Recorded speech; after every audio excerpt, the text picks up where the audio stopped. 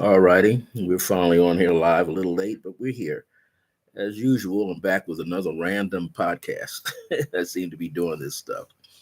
I maybe should call it Spirit Podcast because they ancestral podcast because they seem to know when they want me to be on live.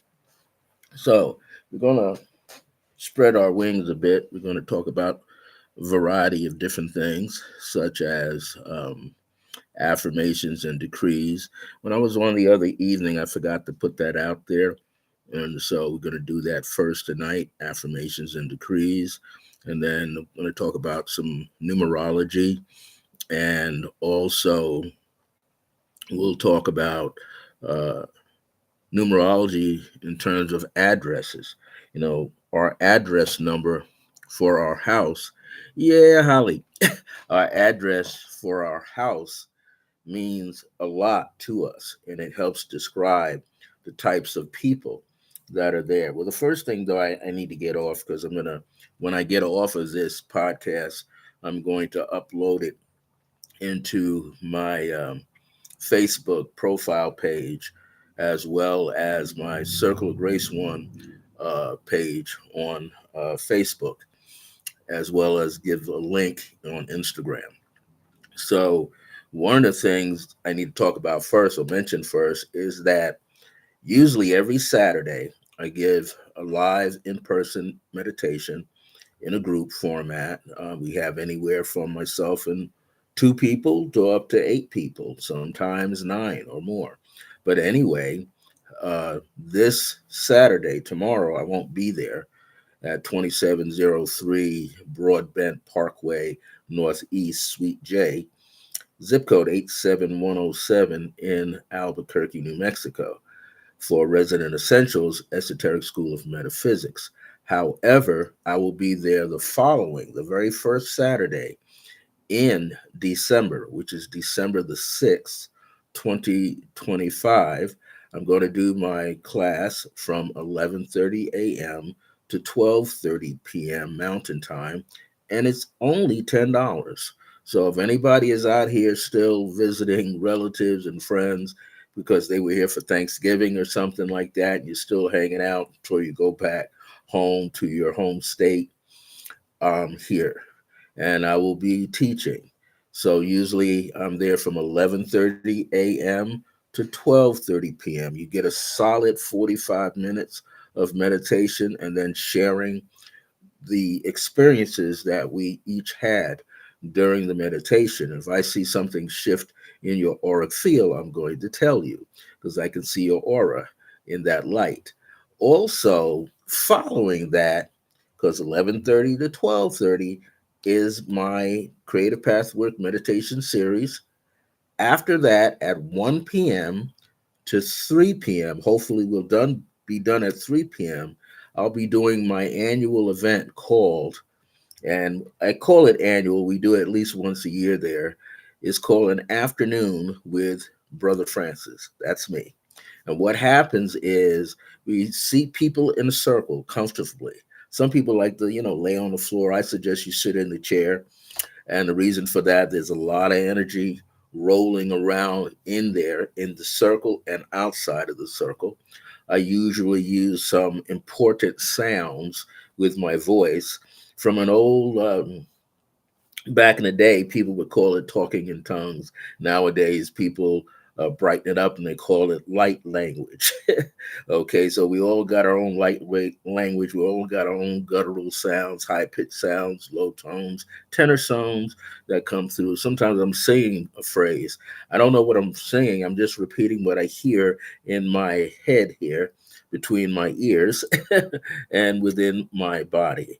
And often when I make these sounds, I'm able to see images appear in the room right out of the aura. Sometimes I've had streams of imagery where I get people coming down out of the mountains, beings coming down, ancient beings coming down from the mountains. Now, east of us, we have in the city, all the way over, we have Sandia Peak Mountains, Taylor Mountains, which is, I think, a little further north or further south. We got all these mountains, right? And then far to the west side, we actually have millions and millions of years old ancient volcanoes way over on the west side. And people say, "Will those things ever erupt again?" And I don't think so. Hey, so in gratitude, here is King Lemuel. Nice to see you here with brother Holly Hammond. I'm going to talk about a variety of topics. So one of these things, when I do this, it's $30 with people here. I don't do them over the internet, and the reason for that is I tried to do that several times even with my meditation classes broadcasted, streaming across the internet. And the only problem with that is I'm a person that moves around the room. Even if I'm teaching meditation in a large room, I get up and walk around the room. So, I walk out of the camera frame and then you just hear my voice. Also, if someone is tuning in from across the country, it kind of interrupts the flow because we have to pan in the imagery to the person wherever they might be at so they can get their feeling or their vibration, or so I can read them through the energy field. So it sometimes interrupts the outcome. And also, in the midst of the energy, it breaks up the feed, the energy that I receive, because I have to wait, receive it, wait for the person who's outside of that room to receive the information and so forth. So I stopped doing that. And so a person has to literally be here in person, physically, eye to eye, and able to receive this information. So what happens is it takes usually from 1 p.m. all the way up until about 1:30 p.m. There is a guided meditation going on. So we use close to 20 to 25 minutes for in-depth guided meditation. And then what happens, I bring everybody out of the meditation, but I still stay connected in the meditation with the entire room. And then what happens, I go around the room, not specifically clockwise or counterclockwise, and not, which means I'm not going in order of the people being seated in a circle. I'm like ricocheting, like a pinball machine. Wherever I feel the opening is for people to receive information, I go right to that person or people and I give them the information. So, what happens is if it's not going to be crowded, I don't know how many people. I hear that one of my friends that I had dinner with yesterday in their home, her husband, I think her mother, and one other person. So, it's four of them that's coming. Okay, so I know that by the time Saturday, December the 6th arrives, I could have close to 25 or 30 people in that room. Usually I only charge 25, but I decided to do $30 this time from here on out. And it's a way for you to receive information. Those of you who will be able to attend, you should have a bottle of water or a flask of water, thermos, because the energy can deplete your energy. And sometimes I have to sip on water. Sometimes I'm walking around in there with my one of my selenite rods conducting the energy. I might blow through it or suck through it.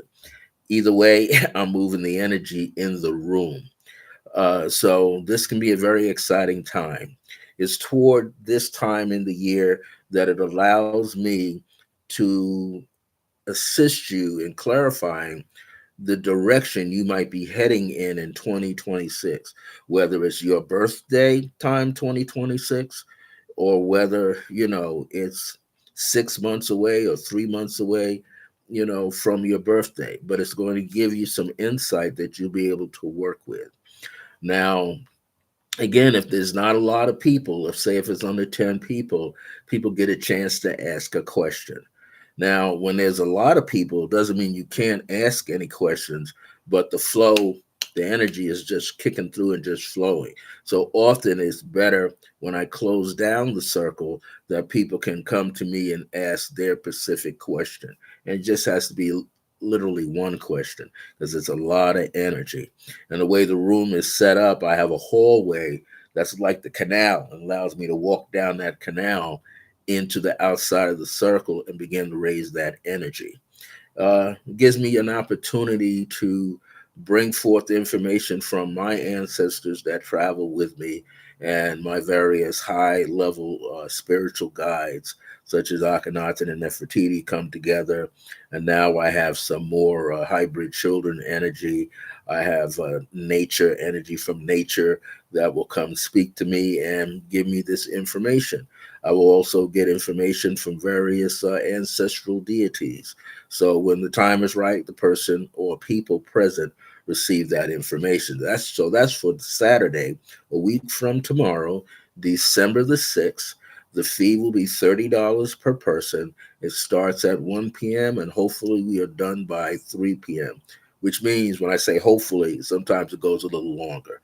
Okay, and we've done it in the afternoon because it's easier for people to get out and about as opposed to be doing it in the evening and everybody is shot with energy.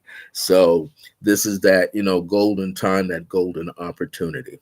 Now, what I didn't get a chance to talk about, I think it was Tuesday night or Wednesday night, I was supposed to talk about decrees and affirmations and the importance of being able to use them. Many people who market various items and things will say affirmations don't work, decrees don't work, but what they're telling you is that they're basically trying to sell a product. Now, here's the deal: just like any other practice, whether it's yoga, Tai Chi Chuan, Qigong, martial arts, other styles of martial arts, right down to running a marathon race, you don't develop your skills overnight.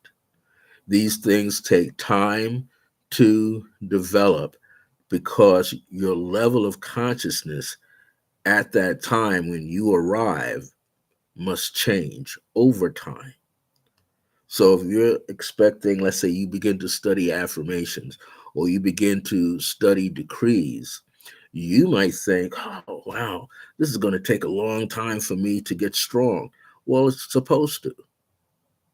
Just like if you're lifting weights, you can't go into a gym and expect to lift a 350-pound weight bar, right?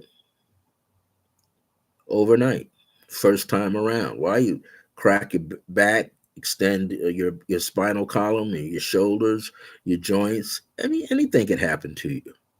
So you have to what? Put on a little weight on the bars over time, repetition over time, and then learning how to do a deadlift, as they say. All these things take time. It's the same with wording, word crafting, which is using affirmations and decrees. You only learn through practice, and you do learn through trial and error. Now, what's trial and error? You're trying it out, and the error is you're not sure if what you're stating is being stated clearly.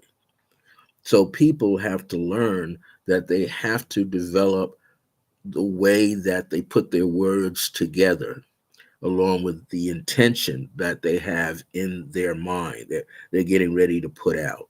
And so it takes a little while. And people say, well, I never see any results. Well, that takes a little bit of time too, because you have to become adjusted. Your mind has to be just right in your focus.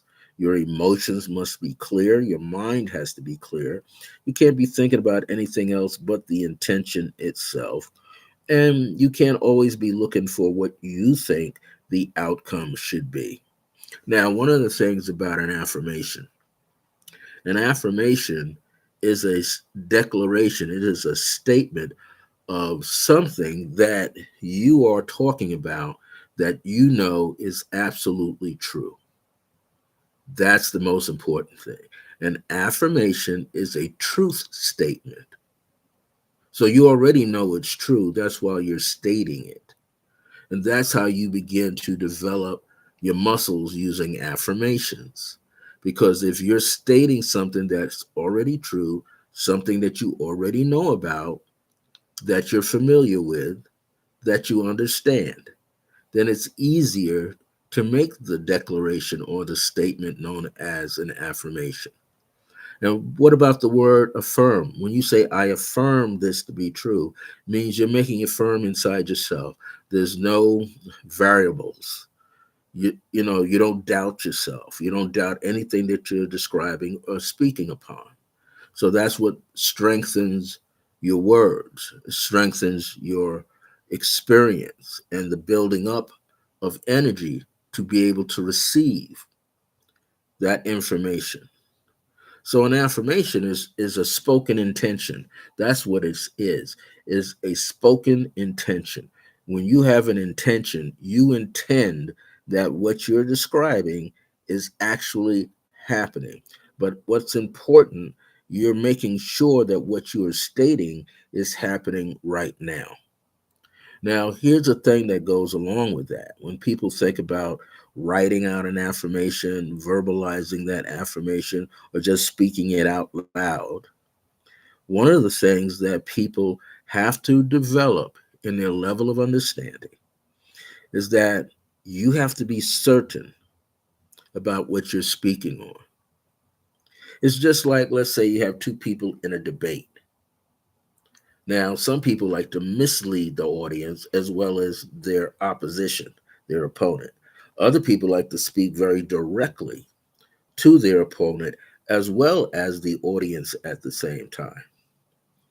The person who's speaking as direct as possible is not going to lie about anything.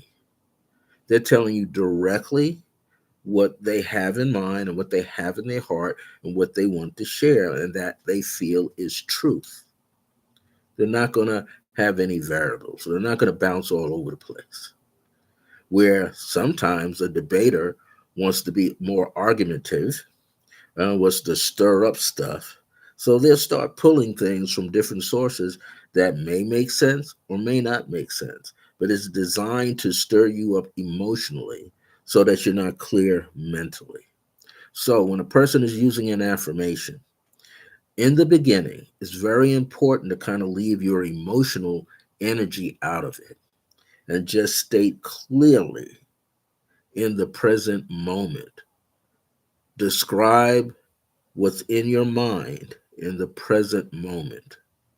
Because according to metaphysical standards, it is only the present moment that actually matters. What you did in the past may only influence your thinking in the present moment or influence what we call the so called probable future. But what is more important is what's going on at this very moment inside of yourself when you speak your truth. So that means you have to come to a level of understanding in your mind.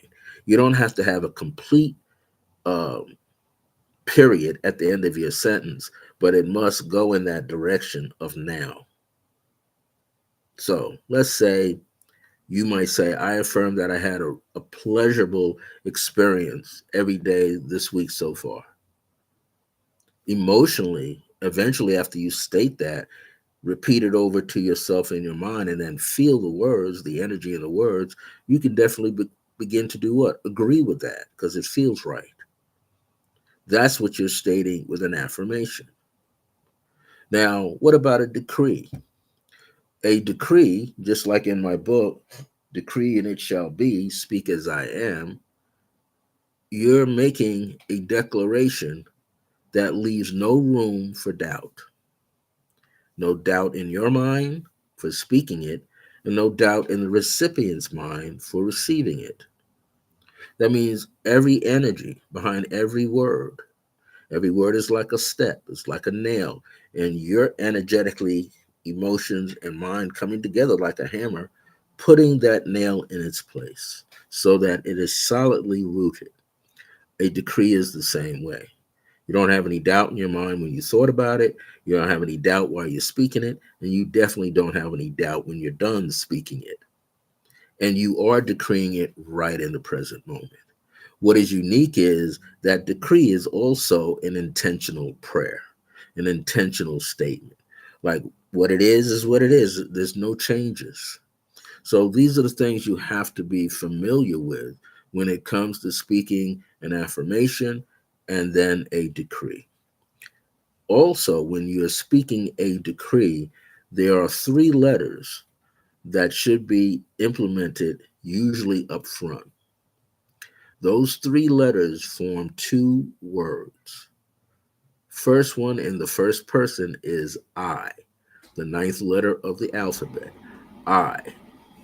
I is an element of fire. But when you look at the letter I, especially in the block format, you have a bar going across the top. You have a stem or a spine, and then you have a bar that's perpendicular to the spine, and you have a bar, horizontal bars at the top, right? Perpendicular to the spinal column. Well, that's the heaven above your head.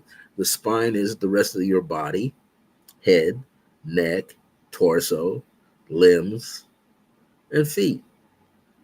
The bottom bar, horizontal bar, is you standing on the earth. So when you're saying I is like a flame coming up out of the earth, and I is like a flame coming down from the heavens, and they braid and form a column of energy that can go up and down. Then the next two letters, A and M. M is the 13th letter in the alphabet. 13 is rebirth, transformation. That's important. Birth, rebirth, and transformation. That means something physically has to die off. Something old has to die out and dissolve, disintegrate, in order for that M to be standing. And when you see the letter M, if you write it in a block format, it's actually three V's. You know what a V is, right? Two of the V's are inverted, and the one in the middle is right side up. So it's capturing energy. The others are releasing and also creating support for what's being received. That's one way of looking at the letter M. The letter A, that's written first before the M, is the first letter in the alphabet. And if you look at the letter A very carefully, you will see an inverted V shape, perfect shape, and you'll see a bar going across.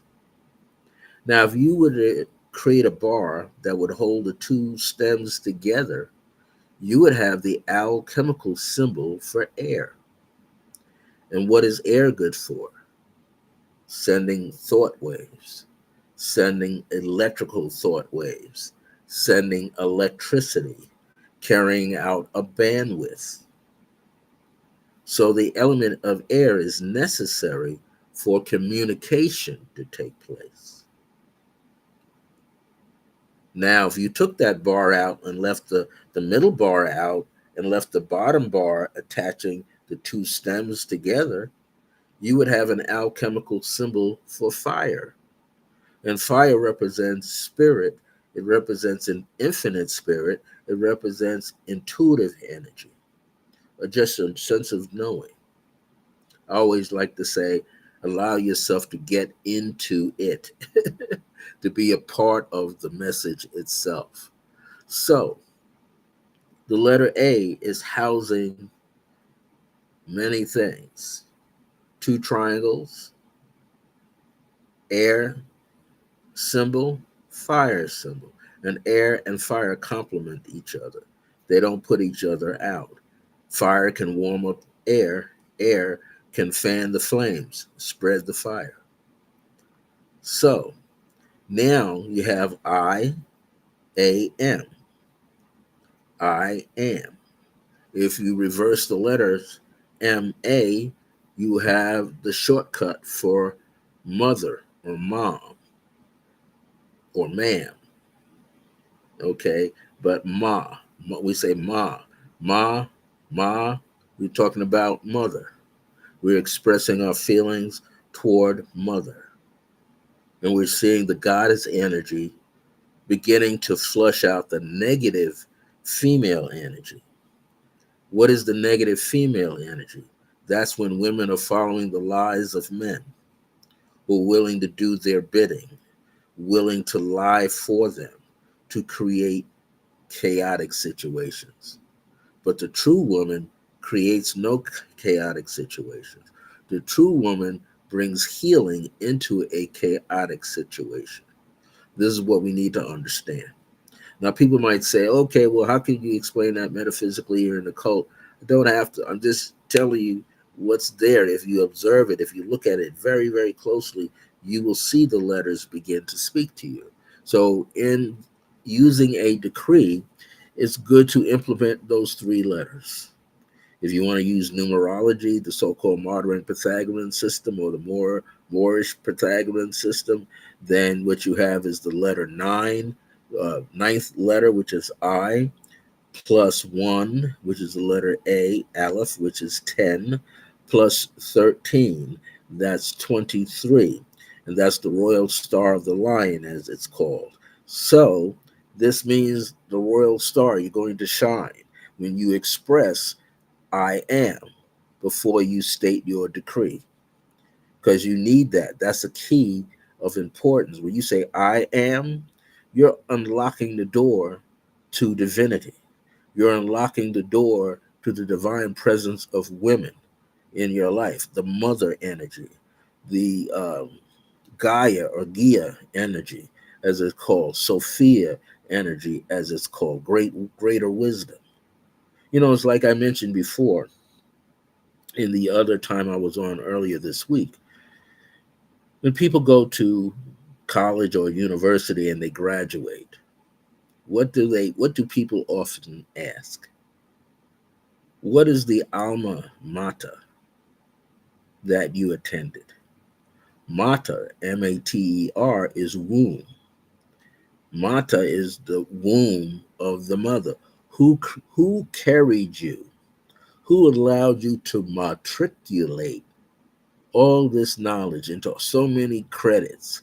120, 124, 126 credits. Who allowed you to gain all of that information so you can graduate? So you can what? So you can be elevated.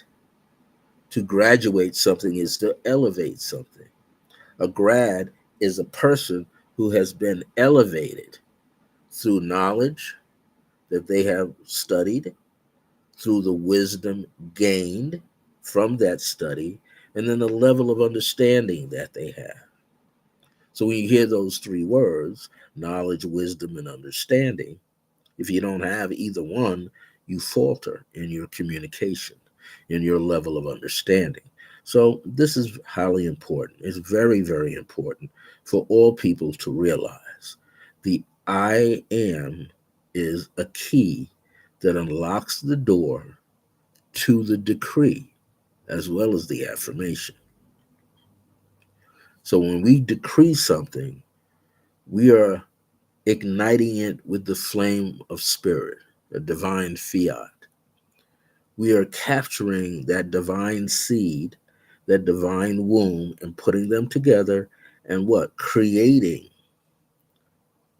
an opening, a portal, a window to a new start, to a new beginning, to be able to see a new horizon being created in front of us, seeing the teachings unlocked in front of us, allowing us to step in to the mind and receive. So these things are important. So I'm going to give you some examples of affirmations from my book, Decreeing It Shall Be, Speak As I Am. You can get this book for $12 on Amazon. Hey, but this is a different week, right? So from now until what, the 5th, nobody's buying. It's okay. So in this book, I talk about the 5 vessels: affirmations, prayers, affirmative prayers, meditations, and decrees. That's how the book was written. I talked about affirmations, prayers, affirmative prayers, meditation, and decrees. So let me just read this point on page 12, chapter 3, which is the 5 vessels. An affirmation can be defined as a positive statement used to build up one's own character. Building your character, not someone else's character first, but building your own. It is used to make truthful, positive descriptions and to help make them firm through a series of repetitions, just like lifting weights, just like trying to run a marathon. You got to run short distances first to build up your leg strength, build up your lung capacity to breathe, right? And get that all together, and then build and strengthen the mind to get in sync with the body so that they run together as a unit. One should state their affirmations several times a day with feeling and continue doing them daily. So you have to like get excited when you're using the affirmation. It takes about 21 consecutive days to change from an older quality of one's character to a new one. 21 days, 30 days in a calendar, 21 days. But get this, you can repeat it 19 more consecutive days. So first 21 days gets you to break the habit of old ways of thinking, get rid of the doubt, get rid of the disbelief, get rid of the fear that you have, you get rid of anxiety, you get rid of false thoughts. And then you go another 19 days, more consecutive days, so you can lock that in. And then now you have installed a new attribute, a new way of thinking, a new way of speaking over your own life. That's important. The use of affirmations helps a person to overcome negative traits and let go of negative thoughts about themselves. That's why you're using an affirmation. So if someone says affirmation doesn't work, observe them. Quietly observe them. And if they look like they're not stating something or feeling great about themselves, then they haven't utilized the affirmation long enough to what? Get rid of the old and turn on the light switch and find something new. And this is highly important. And our subconscious mind is similar on some level to the universe. So when we speak these things and we think these things, we're seeing them, we're feeling them up in the atmospheric range of our aura, which is similar to the aura of the sun. Yes, Rose, how you doing? And so these things are important. What I'm doing today, Rose, I'm adding on the things that I didn't talk about uh, the other time when I was on. I think it was maybe Wednesday night I went on or Tuesday night, and I didn't talk about, affirmations and decrees. So that's what we're doing right now. We're talking about affirmations, the power of affirmations, what when you use an affirmation, what it pretty much entails and what you can do with it. And many of us experience the self imposed barriers. Many people have grown up in households where maybe their parents didn't speak highly of them as children. Grandparents maybe told them they wouldn't amount to anything. I've had a couple of female clients, very good women friends, and they told me how they had grandparents that actually spoke negativity over their lives. Let me get some water. And so it is important that you use an affirmation to build yourself up first. You use an affirmation to build yourself up, to create the single eye about yourself, be able to see for yourself who you are for you first. And once you build yourself up, then when you choose to use an affirmation, you could feel the flow from your own words. You could feel the energy behind the words. And this is pretty good because what this allows you to do, you feel better about yourself, always feeling better about yourself. So here are some of the things that an affirmation will help correct you when you're thinking negative or thinking down. It helps shift when you have become negative in thinking and feelings. It helps shift you out of victimhood when you feel victimized. When you have fear of living and a lack of courage, it takes you out of that process of thinking that way.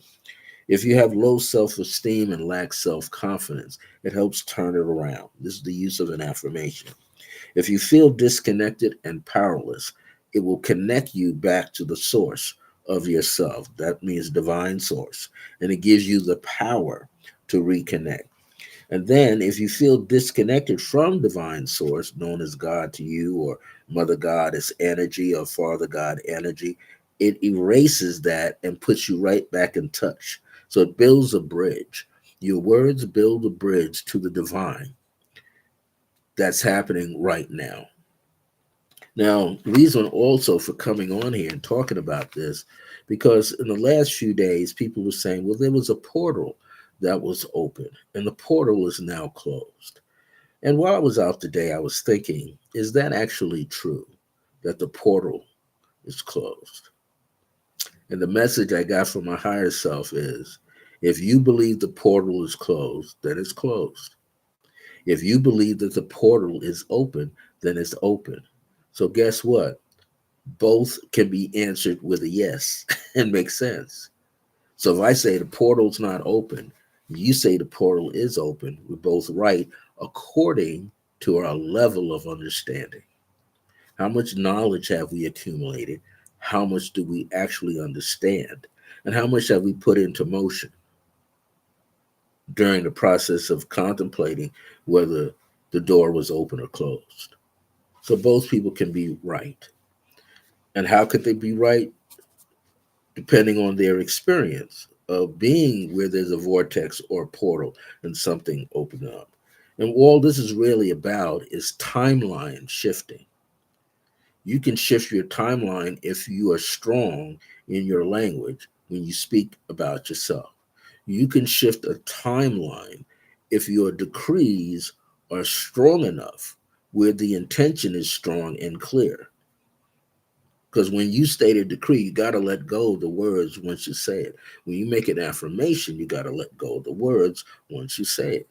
That means you know it's traveling through the universe. So the root word is affirm, which means to state facts that you know to be true. That's why we are using an affirmation. You're looking at the facts in your life. Now, when you're utilizing an affirmation, you don't want to affirm anything that's negative that has happened to you. You already know that happened. So you don't want to give it what? Further fuel or light to be aflamed in your life. So you only want to speak of the positive events, the positive experiences that have happened in your life. When you do that, you make a positive statement, that statement exudes truth. You can't help but put the finger in the dam and see the truth as water pour over your finger onto you. Your words and phrases build character and is based on creating a firm foundation within yourself that you can begin to live upon. That's why you're speaking an affirmation. You're stating something that is positively true for you and your experience in life, and it allows you to build a sturdy foundation. So every time you're using positive intentions, you're building, you're increasing the energy that you're speaking forth, that you're thinking about, and that you're feeling. You're allowing yourself to have that experience. And this is very important. And the more positive you become from the use of affirmations, then all of those negative beliefs and limitations eventually are brushed away or dissolved. They don't have any power. You must know your value, though. Reverend Ike used to talk about that in all of his teachings. He used to say you have to know that what you're speaking about, you actually deserve it. What you are speaking about, you deserve. Reverend Ike used to say that all the time in his teachings. If you go online to the the Reverend Ike Legacy, you go online to the reverendike.org on YouTube, you'll see a whole bunch of videos. And I'm so glad that they filmed him. So now we have him for posterity's sake, all of his teachings. And he did study the works of Neville Goddard. He did study, and they're born around the same time. So he did study the works of Neville Goddard. He did study the works of Ernest Holmes. He did study the works of Charles and Myrtle Fillmore of the Unity Church. So he had all these things at his disposal. Can you imagine when he learned those things during that time? It allowed him to move from being just an evangelical preacher of Christianity to the metaphysical side of the Bible. He was able to see the symbolism in the true way so that he was not haunted by negative hell and fire and brimstone thoughts and feelings. And he was able to relay those positive things to his congregation. So you have to know your value. We all do. If we embrace our value, then we know we deserve everything that we're speaking into existence for ourselves. Why are we using affirmations? To change our life, to change the way we think. That's why we're using an affirmation. Of course, you deserve a better life. Now, you can phrase your words so that you speak the truth into your life for health, wellness, financial increase, financial blessings, and so forth. Now, I'm going to use these words, but one of the key ways of speaking an affirmation is to use the word I affirm. Now, why do you do that? You say I affirm first before you state anything else when you're creating an affirmation because you want to strengthen your mind. You want to strengthen your mind, strengthen your heart. What you feel about what you're saying is the truth. Not just thinking of it's the truth, but feeling the truth. That's important. So let me see, here are 11 affirmations. And they're in my book, Decree and It Shall Be, Speak as I Am. This is chapter 3, The Five Vessels. This is on page 14. I affirm that my self love is strong within me, and I am grateful. So let that kind of get the feeling. I affirm.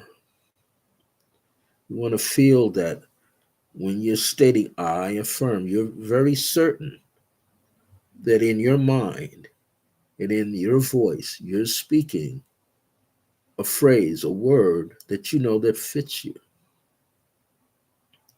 Here's the second one. I affirm that I am feeling better about myself. Many times people go through a lot of ups and downs. And I, who are the teacher, I get my ups and downs too, daily. But the whole idea is to be aware when you're up, be aware what it feels like when you're down, and don't stay down too long. Get back up as fast as you can. I affirm that I am confident in myself. Now, someone might say, well, I'm not confident in myself. So when you make a statement like that, I affirm that I am confident in myself, what you're attempting to do is cause yourself to believe in the word that you're stating. Not only just believe it, but say, I know that what I'm speaking is true. Now, Reverend Ike and many of these teachers used to say, even though you don't see it in front of yourself, you go in front of the mirror and you don't see it. But guess what? Because you are speaking it, you're willing to speak it out loud. When you hear your voice spoken out loud, what does it feel like to you? As opposed to if you just mentally repeat it. So I read that phrase and I want you to mentally repeat it. I affirm that I am confident in myself. Now, when you speak these words out loud, it is hard for you to get the feeling of what you're saying when you're speaking the word. So that's why I always tell people, don't rush through the affirmation. If you're speaking it out loud to yourself, you want to say it with a certain rhythm that you have, but at the same time, you want to say it so it feels right to you. So now I'll say it this way. I affirm. Right there, I inhaled and repeated it mentally to myself. Just those two words. I affirm Then I exhale, which means I accepted it. Then you say that I am confident.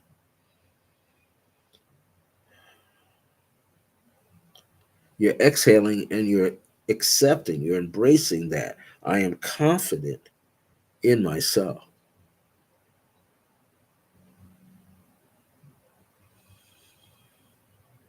So when you're exhaling, this is what you want to understand.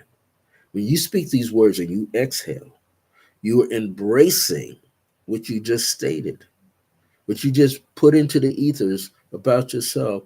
You are embracing it. You're agreeing with it. You're saying that is true.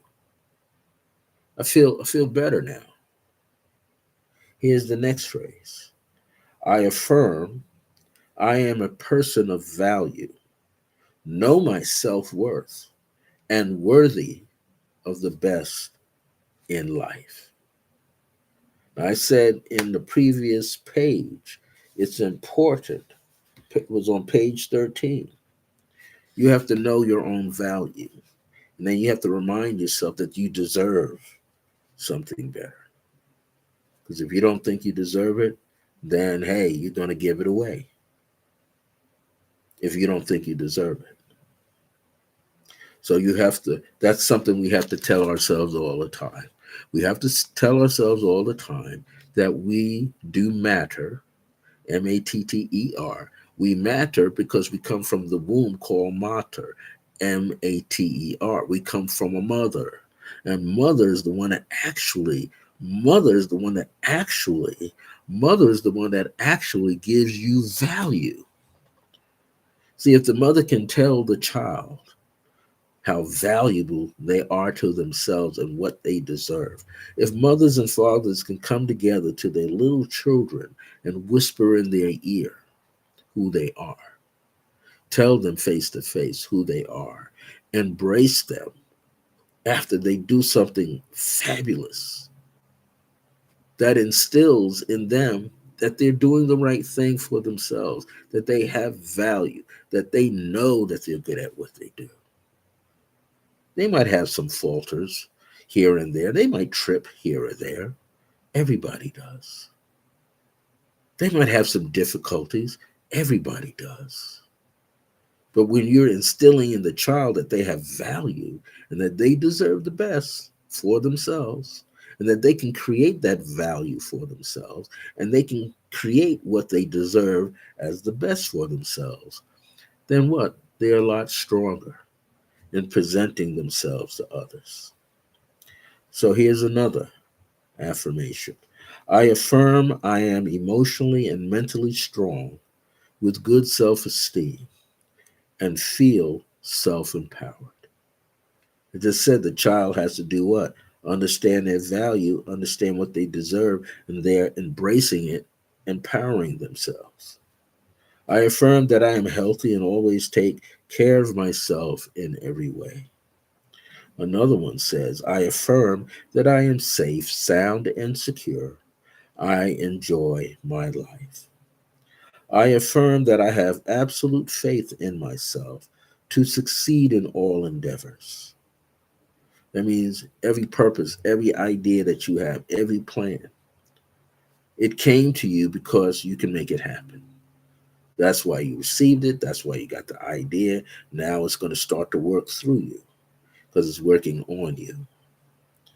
I affirm that divine source as God or divine mother or divine presence or divine father dwells in me. That's why you have value, because the divine presence I am dwells, resides, lives through you, speaks through you, receives whatever you need. It's looking forth to experience its own presence. And then after dwells in me, and therefore, comma, I affirm we are one. You're not separated from divine source. You're one and the same. You're just a reflection on earth. I affirm that my life is balanced and overflowing with harmony and peace now. That's something we have to accept. I affirm that my life is balanced and overflowing with harmony and peace now. We're not expecting it to be away from us. Now, people will ask me every day, have you mastered this? I tell them, no, I didn't master anything. I'm still working on it. I'm a work in progress, which is true to ourselves. We are all works in progress. If we mastered it, we would have no reason to be here. If we did all the things that we did and mastered it all, then it'd be time to go back, what? Into the light. There'd be no reason to demonstrate, to share the truths, the findings, the treasures about ourselves, and help other people find them within themselves. And here's one of the last, affirmation number 11. I affirm that I love all people and all people love me. Now you might sit back and go, what if I've been dealing with a husband? He don't like me. Dealing with a wild child and he or she don't like me. Dealing with a neighbor doesn't like me, a chaotic neighbor. Dealing with employees and employers, co-workers, they don't like me. Well, in the end, when all the tears are done and all the pain is dissolved, in the end, it's only yourself. So when you say, I affirm that I love all people and all people love me, you must make sure that you love yourself wholeheartedly and unconditionally. That means there's no ties attached to you. When you say you love yourself, you love yourself. When we truly love ourselves, we're not going to let other people disrespect us. We're not going to let other people enslave our minds. We're not going to let other people limit us. Because the people who are trying to limit you, they're in a worse position than you are. If you think you're in a worse position, they're in a worse position than you are. The person who's trying to limit you. Oh, you're doing something no one else has ever done in the family. Well, you're going to be the first who's going to try to do it. Why? Because the idea came to you. You just need space, moment, and time. You need to create space and time within yourself to test that out, to keep working on it, to make it happen.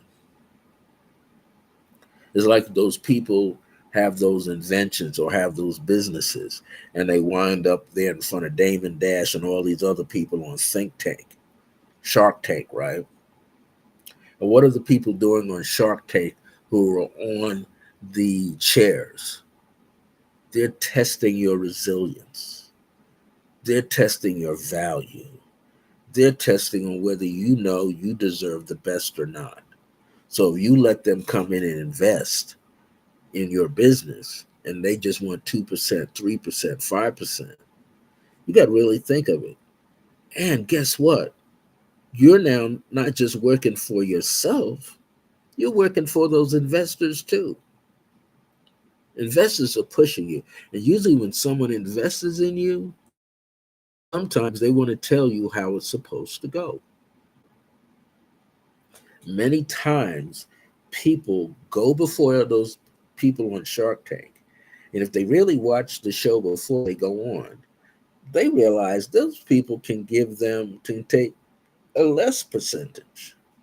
They want to invest in the business. When they said they want to invest in the business, they want a piece of the pie. In other words, they want to step in and how to make it happen. Well, guess what? They own several other businesses. The guy who was the head of the basketball team, Mavericks, Mark Cuban, owner of a basketball team, now wants to own a part of your business. Well, if he's got people, he's got clients now that can buy your product. But guess what? He's going to make some decisions. Those decisions can be helpful to the owner, the original owner, or not. Some people, and the people in Shark Tank say, well, you know what? You're making a bad decision. No, they're not. The people on Shark Tank, what they should be saying, I want to help you develop it help bring more people to you, help put you out in front of a bigger audience. and then have a way of doing that. And then say, well, this is why I'm going to invest in your business, have part ownership, because I'm going to teach you how to clearly market yourself, how you need to present it, give you a bigger platform, because I got the platform already. I got the people. People like that guy, the brother that sits on the panel. This is what he should be thinking. He started making what he's the guy that started the business FUBU, for us by us, right? But he started where? At home in his mother's kitchen, mother's living room, in the basement of the house in Queens of Brooklyn. That's where he originally started, I think. So guess what? If he started in humble settings, then why does he need to be greedy? You thought about that?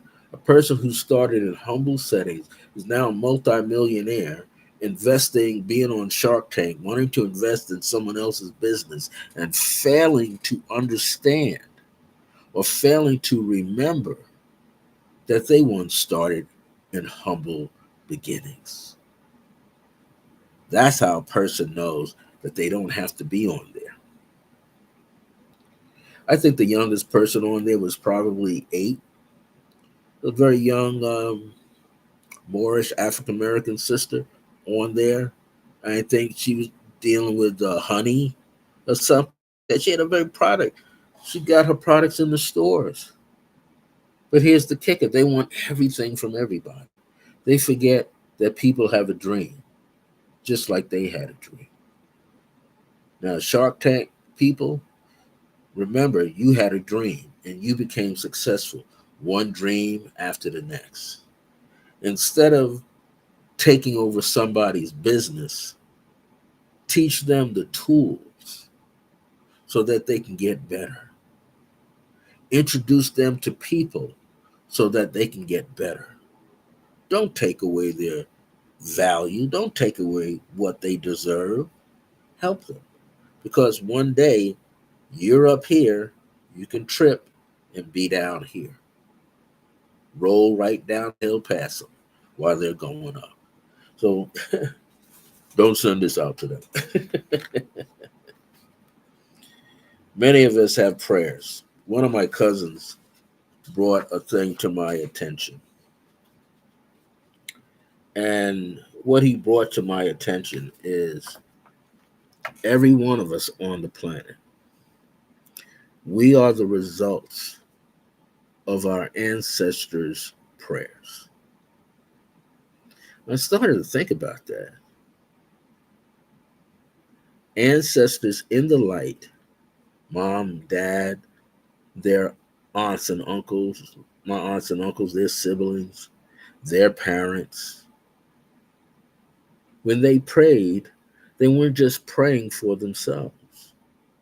They were praying for their children to have an opportunity or opportunities better than themselves. So, can you imagine a person that was captured and enslaved saying a prayer so that they could live? And then they could live and see their lineage after them live. That's devastating and that's difficult and that's hard to imagine that somewhere 6 or 7 generations ago, you have an elder praying for the future of their lineage and we're that future. This is how difficult things can be. We're striving to get better. We're striving to live. And this is why it's important that if you're familiar with your ancestors, that you could pray for the spirit of them, the soul of them, who is advanced by now, to come forward and assist you.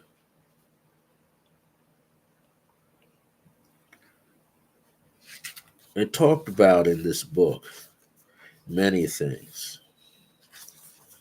I want to give forth a decree. because decrees are important.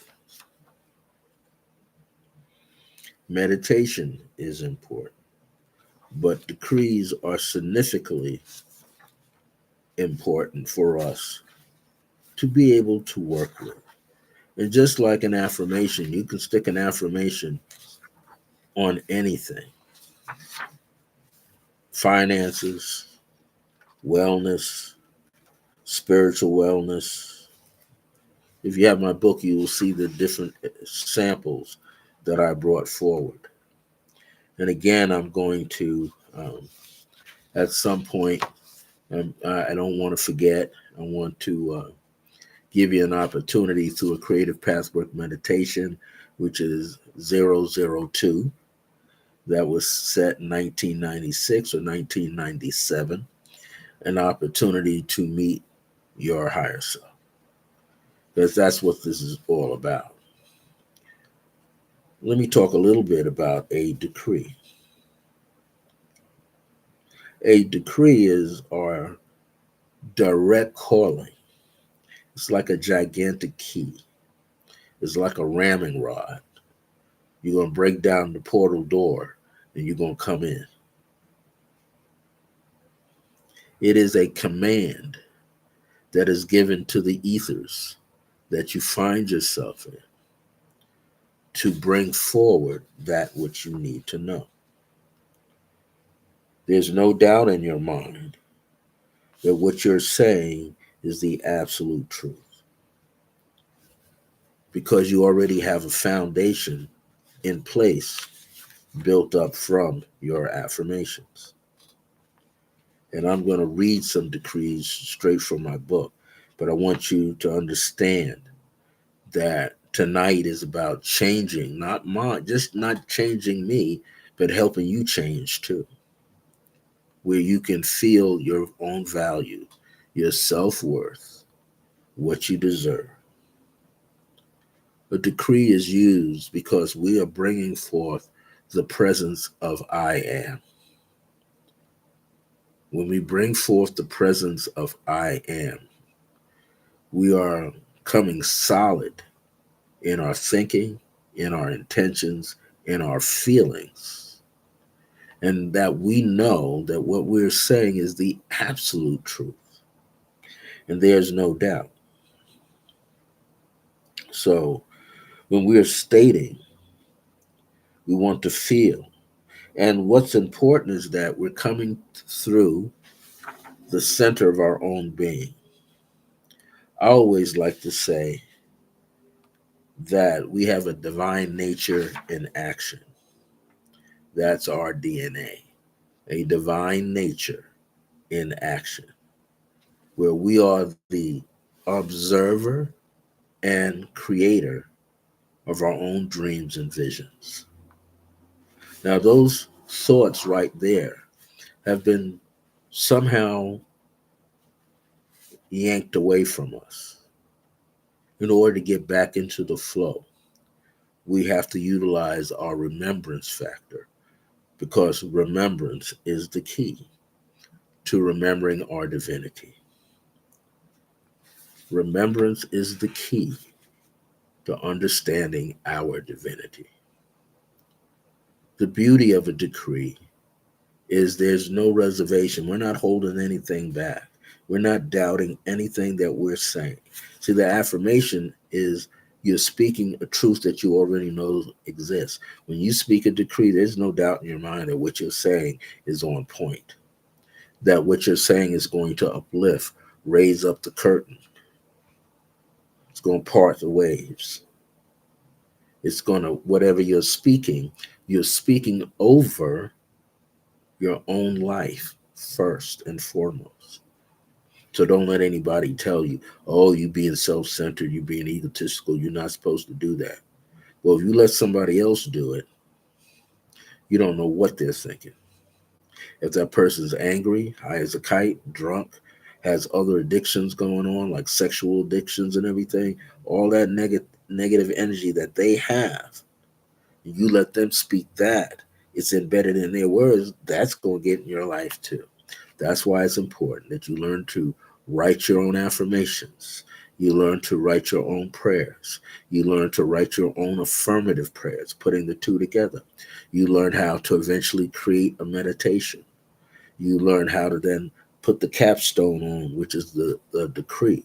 And it can be like a fountain of light that trickles the light inside the pyramid as well as outside the pyramid. We want your words to speak your truth. So, here's a decree for forgiveness, compassion, and grace. I choose to move forward with the spirit of I am that dwells from within me as I recognize the infinite beauty, harmonic peace, the all inclusive oneness of that which always shall provide for me and give provision through me. I didn't say on you, I said through you. Think of yourself as an open doorway. I am in a state of complete remembrance. Remember, I said remembrance is key. So now you're in a state of complete remembrance. Thus, I can fully forgive myself. So you don't have to go to the person you had the argument with and forgive them. You don't have to forgive yourself in front of them. This is you, mano a mano, woman to woman, man to man, child to child, to yourself. Thus, I can fully forgive myself. Every so-called mistake or misstep was really a what? Redirection in my life that led me toward developing what? Greater discernment. So we misread somebody. We thought that person was supposed to be in our life. We thought that person was cool. And then we found out through some dire straits and experience that they weren't. But we don't have to cry too long. We just need to pick ourselves up and do better. Have clear discernment. Have a clear gut feeling. So then you meet somebody, someone says, "Oh, I want to introduce you to this business guy. And he's got all these different platforms."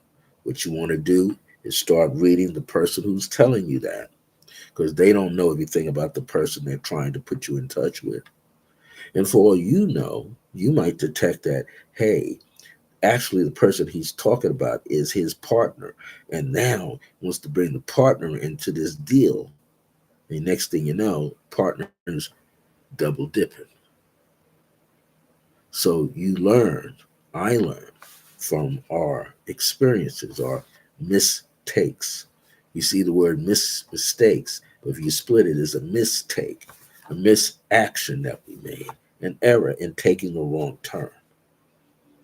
So we want to clarify that. We want to know the different various degrees of truth that make sense to us. While I'm on here, if there's any friends you want to have them tune in, give them the link that appears in the browser so they can be here and share in this time with you. The more transparent I become, this is in this decree for forgiveness, compassion, and grace. The more transparent I become, the more I can fully empower myself with compassion and understanding. I give myself permission to love myself and see myself getting better, being better, because the what? Divine presence of grace has made its eternal imprint on my life. And through my life, I no longer carry useless burdens. See, when we're dealing with the pattern, the energy, the spirit, the soulfulness of divine grace, which is us, another infinite value, then we lighten our own load. We don't have to be burdened by negative thoughts, feelings, doubts, confusion, mistakes, a mistaken turn. We don't have to deal with that. We just let it go. I see and decree that I am has broadened my vision. So you can see, took the blinders off, enhanced my life, uplifted you, made my radiance brighter than ever. The frequency of the internal vibration pops through your pores, and now you become what? Like I said in this book, you become a beacon light. A beacon light shines bright in the dark because it can. A beacon light doesn't shine in the light, it shines for clarification in the dark so the light can be seen distinctively. Last, I see and decree that I am has broadened my vision, enhanced my life, made my radiance brighter than ever. I decree that I am, the spirit of I am, blesses me with more than enough. Oneness prevails. In other words, it's not going anywhere. You're not going anywhere. The physical body may soon pass on, but the true observer who's using you is the divine presence of the divine mother, divine father energy. That's using all of us. Sometimes experimenting with others, but using us directly to live the truth of itself. Here's one: decree for self realization. We already know that we cannot ever die, but transform, transcend, and transition into the infinite flow of divinity. Let us remember this insight. Let us decree that we are infinite right now. We already are beloved as we love others unconditionally. That goes back to one of those other affirmations that all people love me. I love all people. All people love me. That means you're open to the love. And it's stated right here. Let us decree that we are infinite right now. We are already beloved as we love others unconditionally. We are harmony. Hmm? You know that you're harmony. You stated we are harmony and peace. Let us decree that we are always blossoming and opening up into our own consciousness, true self, our own consciousness, that we're conscious of our true self, who we truly are. Let us see and decree that higher wisdom dwells deep within all of us. Higher wisdom is already present in you. We can see and decree that we have always been one with each other and all other beings of this same infinite light. That means when you begin to uplift your vibration and trust your channeling, you can actually channel your mother, your father, your aunt, your grandmother, those who you got along with. You can channel them clearly. You can see them in the veils of the light looking back at you. You can see their life, how it's going for them. And you can interject into that stream of energy, a consciousness, awareness, so that they know that you're connected to them. You can do that. And the ones who have a distinctive spiritual contract with you will communicate with you. When you meditate, they're meditating with you. When they're meditating, you're meditating with them. You're having direct telepathic communication with them. So let us decree that we are always blossoming, opening up into our conscious true self. Let us see and decree that higher wisdom dwells deep within all of us. We can see and decree that we have always been one with each other and all other beings of this same infinite light. We see and decree that we have evolved into our what? Divine blueprint. We each have an infinite divine blueprint embedded within all of ourselves. We have a divine infinite blueprint embedded in all of ourselves. We can now decree from our new template that we are not just a spiritual sentient being, but a self realized being right now. See, when I say that we are spiritual sentient beings, we can track ourselves. We can trace ourselves from one lifetime to the next, from one ancestor to the next, from lineage to lineage, anywhere in the universe.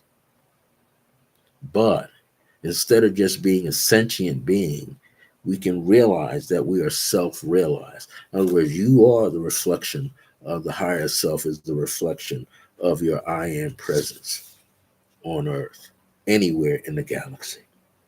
So I wanted to bring those out to you so that you can begin to understand that you're giving forth energy, that all parties have an opportunity to feel resolved. Now, what is the next topic I want to talk about?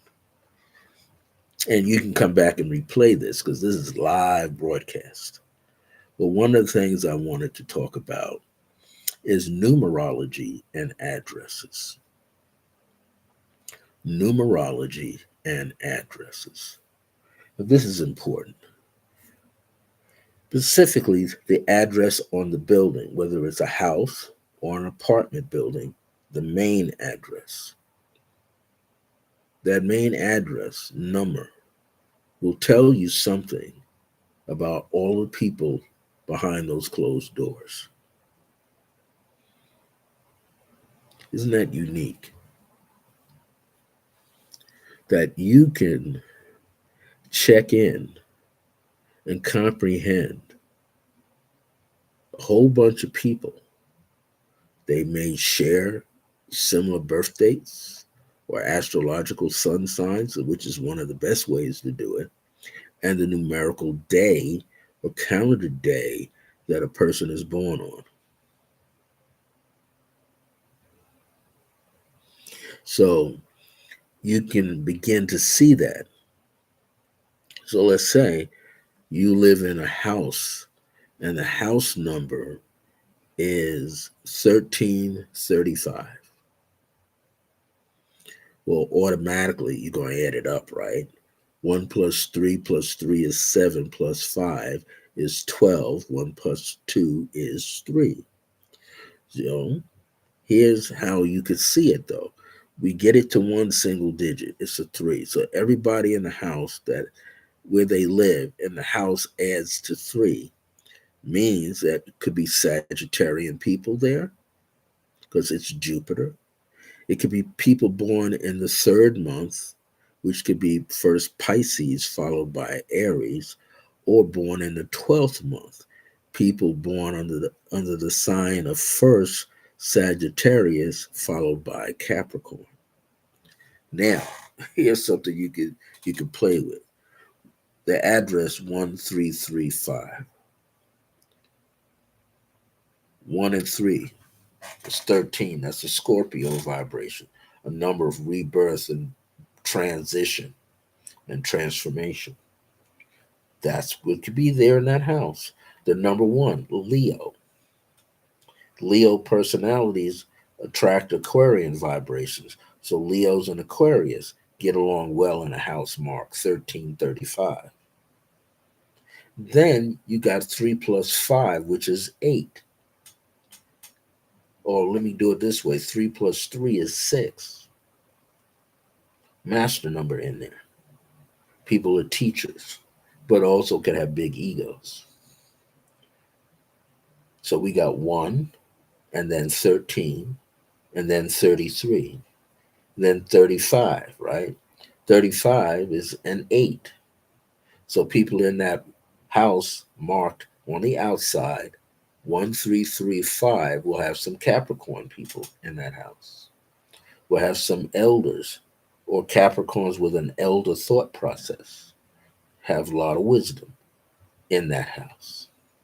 And then you have the number 5, and that's youthful experience, youthful outlook, youthful exterior. People whose minds move swiftly in that house. 5 is Mercury, which rules Gemini and Virgo. So now in a house that would be marked 1335, here are all the people that would be attracted.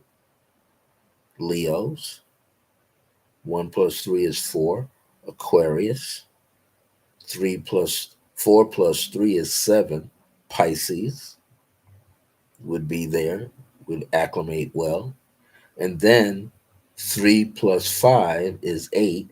which is Capricorn. People would get along there. Then if you add all the numbers together, 1 plus 3, 33, 34, which is a 7, plus 5, which is 12. So people born in the 12th sign, Pisces, or 12th month, again, Sag and Capricorn, could be in that house enjoying themselves. The majority of the people should be very creative and also very useful in their appearance. Also, they thrive on creativity. So if you're in a house that adds the three, you thrive on creativity. People born in the sign of a Jupiter, such as Sagittarius, could very well get comfortable in your house, but it also depends on the other numbers. So here, like for an example, King Lemuel Productions said the number 210. What do you see? You see 2, you see 10, you see 21, you see 3, you also see 20. So if I dropped out the 1 and just see 20, which also gives me the 2. 2 is lunar energy, Cancerian energy, mothering kind of energy, nurturing kind of energy. 20 is Pluto, which is the higher octave of Mercury, or actually the higher octave of Mars. So Pluto, it's a Scorpio number. Pluto is a revolutionary thinking person, a person who's willing to transform ideas, very creative ideas, basic creative ideas, turn them into something much higher for people to work with. This is essential. Let me pull off my glasses now. So there's 20. Then there's the number 10. 10 is like the number 3. 10 is sort of like a Jupiterian quality, but 10 is also 10th house, which is recognition and awareness and remembrances. And 10, also the 10th sign, which is Capricorn. So people in 2010, Capricorn, Sagittarius, people get along. High vibrational Scorpio people get along. And the number 3, which gives us what? Jupiter. So that's Sag again, or people born on the 3rd, the 12th, the 21st, and the 30th of the month would get along quite well in a house that adds the 3. These are how we can begin to formulate ideas and get an idea of energy and energy flow. Now, people say, well, what if you got the house number, but let's say the cross street or the street you're on is a number? You could do that too, and that may change the quality of the number itself, unless the street was, let's say, 45th Avenue, 45th Road. It added to a 9. The street added to a 9, not the house. Then the house remains to be the same under its own vibration. But you can do those things. But what you would have to do is you would have to become more like a scientific research with numerology and then go into other areas where you see those kind of crossing street numbers. You could actually, if you want, um, put the number with the letters. So if it's a street, so let's say the street is St. James, then you would have to do the St. James part to get that in place. You can leave off the street and the place at the end, but you would have to work out those basic letters. So it's easier to do the building number. But then you might say, okay, well, suppose I know some people that live in a building complex. There's more than one building on the property. So then you would have to go by the building's number, and then go inside the apartment to the actual apartment number. So the building number gives the overall view. The apartment number, be it just a letter or a number with a letter, we give you something more distinctive that's going on behind that particular apartment within the bigger energy field. Bigger energy field. So you have different ways of dealing with numbers. The whole idea is the more you know, the more you play with it, the easier it becomes. And what? Remembrance is key.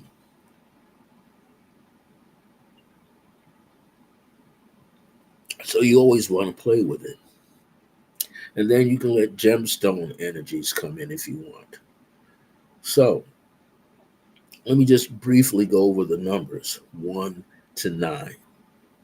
Just briefly go over the numbers 1 to 9. So let's say if a house number adds to the number 1, it can be broken down to the number 1, then that tells you that most of the time, people of a fire oriented nature, or people born on the 1st, 10th, 19th, and the 28th, would feel somewhat comfortable in that house. Maybe the 28s, though, might feel a little uncomfortable because they may not trust everybody in the house or trust how they get along or become responsive to others in the house. Leo vibrations, for the foremost, would be acclimated well to that house, or people born in the first sign, which is Aries. Sun sign Aries might be comfortable there as well. So, what if the house adds up to a 2?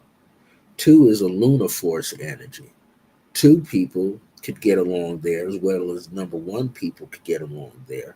People with the number 4 could get along there. Fours can get along with the 1 vibration. 4 is like an Aquarius number, okay? 2, which rules, 4, which is Uranus, it's Aquarius. 2 is the moon that rules the sign of Cancer. So anybody born under the sign of Cancer that's living in a house that adds to the number 2, they would feel pretty much very comfortable there. Their intuition would be kicking strong. Their psychic energy would be very strong. Their empathic energy would be very strong. But what they have to pay attention to is the mixture of emotions, how people express their emotions. That's going to be very, very important. And if people seem to be worriers, that's going to be important. Then you got to pay attention to facts, figures, and details. That's also quite significant. So there's a lot going on under a 2 vibration, a water element. We expressed the number 3 already. And so the 4 we hinted at, and the 5 we hinted at. So 4 is an Aquarian number. A house that adds the 4 is an Aquarian household, a Uranian household. It may draw some Leo personalities, and also, too, the water element, too, Cancerian numbers could fit into the 4. But it's going to be the number 1 that will get along with the 4 because 1 and 4s can be very analytical, okay? Or the 4th sign, which is Cancer. Okay, going back to the number 2. So there's an opportunity for people to like see what they need to see and deal with. Okay, so what if it's a house that adds to 5? A 5 house, a lot of energy, a lot of speed. 3s and 5s share something, a lot of nervousness energy going on. 5 likes to communicate its thoughts freely without feeling any sense of limitation. 5 would give forth a youthful attitude, a youthful vigor, vitality, a youthful appearance. In other words, anybody in the house marked under the 5, they don't necessarily act their age or look their age either. They look youthful, got a lot of energy. And communication is key. And sometimes they may drive fast. And sometimes 5, which is Mercury, gives us Gemini and Virgo. So some of the people will be in their health, like Virgo, the health of their finances, the health of their business, and their physical health. Whereas Gemini, the twins, they can maybe mimic or be parallel to each other, doing things that are similar. They would like being around people, especially relatives and siblings, visiting that house. So now, what if you go into a 6 vibration? If the house adds to a 6, what would it feel like to you? Well, if it's a 6 ruled house, one of the things is Libra or Taurus, because 6 represents Venus. Libra and Taurus people, or people born on the 6th, the 15th, and the 24th. If they're born on the 24th, living in a house that has the 6, they're going to want to be the bosses. So be aware of that. You got some 24s living in a house that has the 6, they're going to want to boss everybody else around. They don't want anybody bossing them around. I say put them on lockdown. Stay around them and see what they're doing. Make sure they're doing the right thing by everybody. So you might say, well, what about the 5? 5, 14, and 23. So Leos would work well in that 5 house. Leos. Sag can work pretty well in that 5 house, as well as Gemini and Virgo. But the 6 is Libra and Taurus. So you would look distinctively to see if Libra people are more in balance with themselves emotionally and mentally. Are they being very just personalities in that house? That's going to be highly important as well. Okay. And then you're dealing with Taurian energy.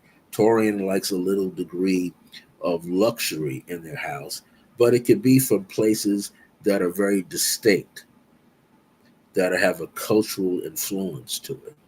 So a house that's ruled by 6, which is Venus, which is Libra and Taurus, if it's a Taurian in there, they're going to want to be able to connect with other people that come and visit or people they go out to see. What if it's a house that adds the 7? A house that adds the 7 would be a house of mystery, a house that loves fantasy, fiction, sci fi movies, thrillers, movies that need to be figured out. They would also like cultural things, like cultural cuisine type movies and broadcasts, but they also like a very good book.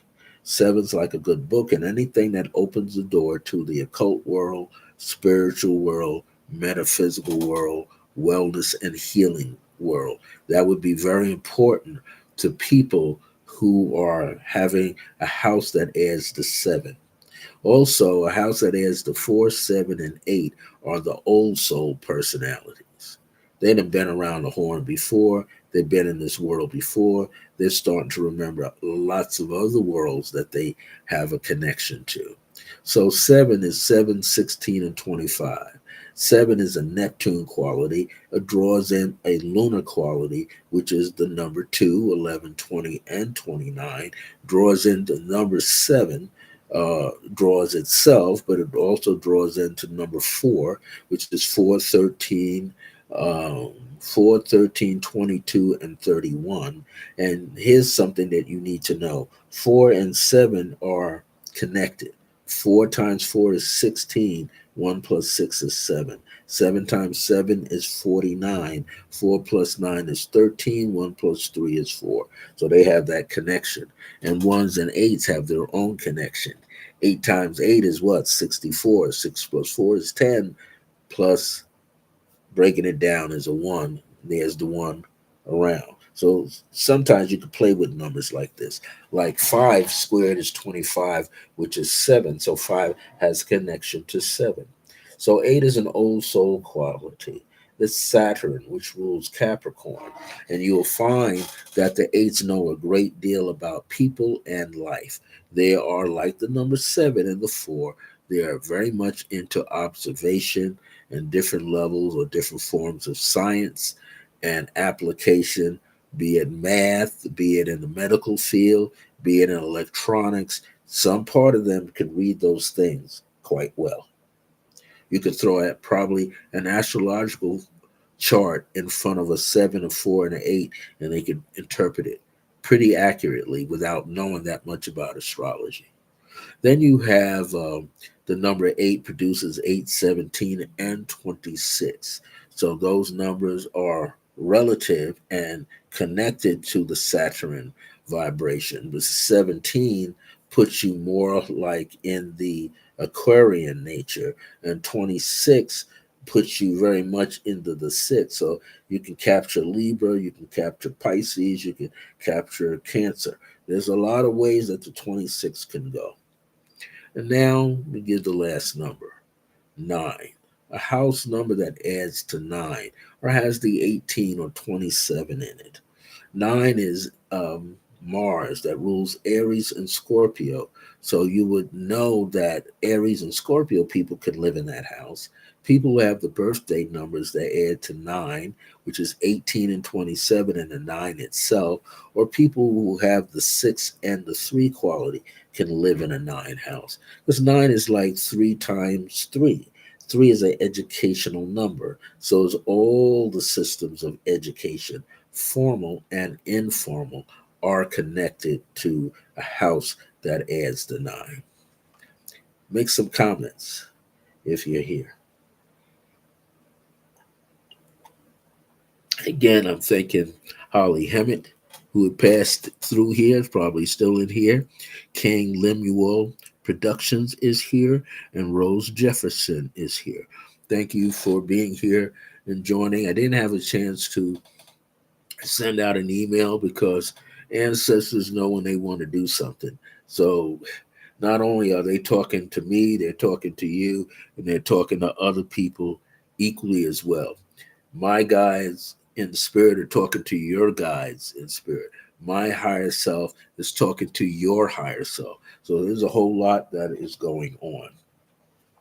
Now, the thing I wanted to get into was gems. Jelly's Journeys. Hello, how you doing? The thing I wanted to talk about that I have a unique connection to is selenite.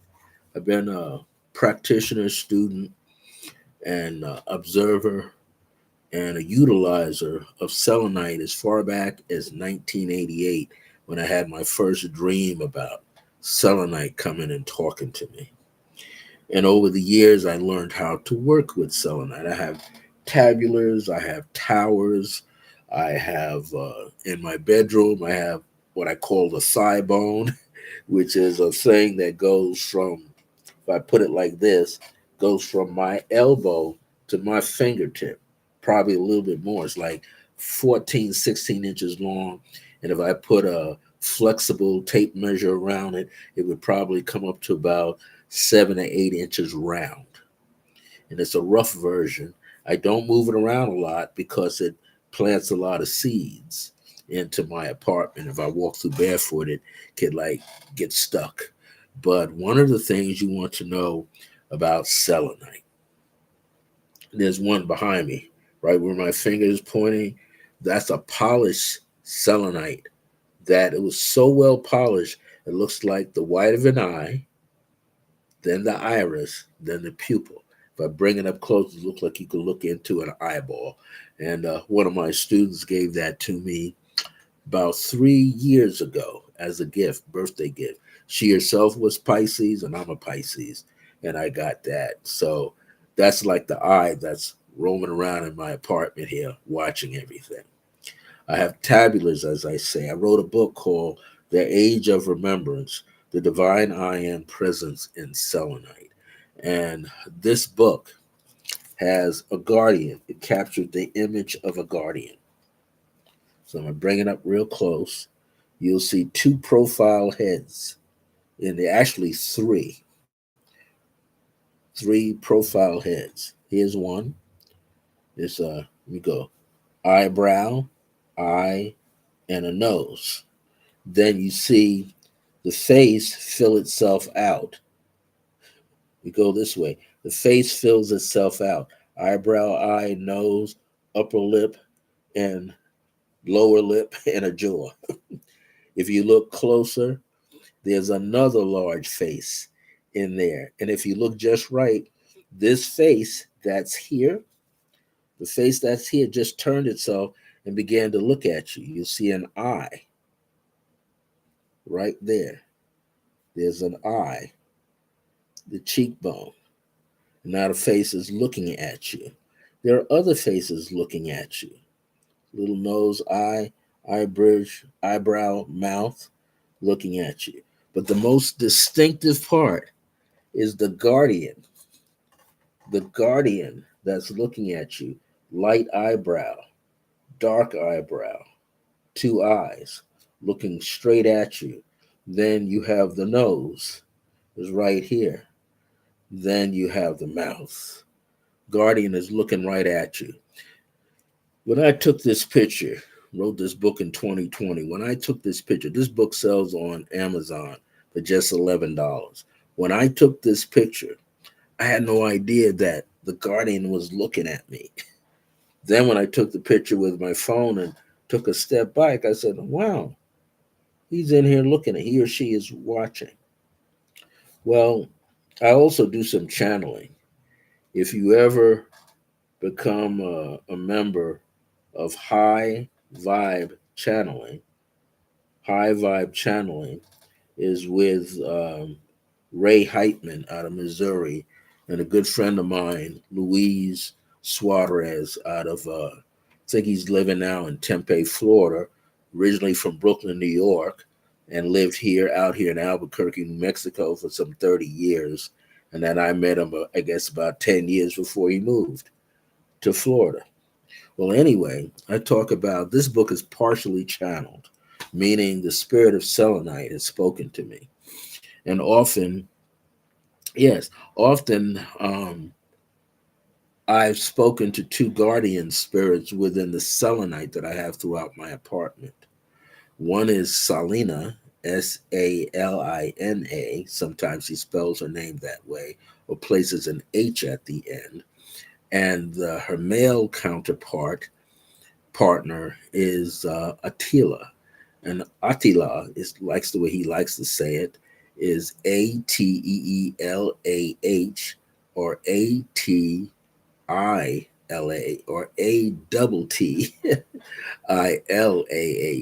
He has a lot of spellings, but they talk about the divine presence of the I am presence in selenite.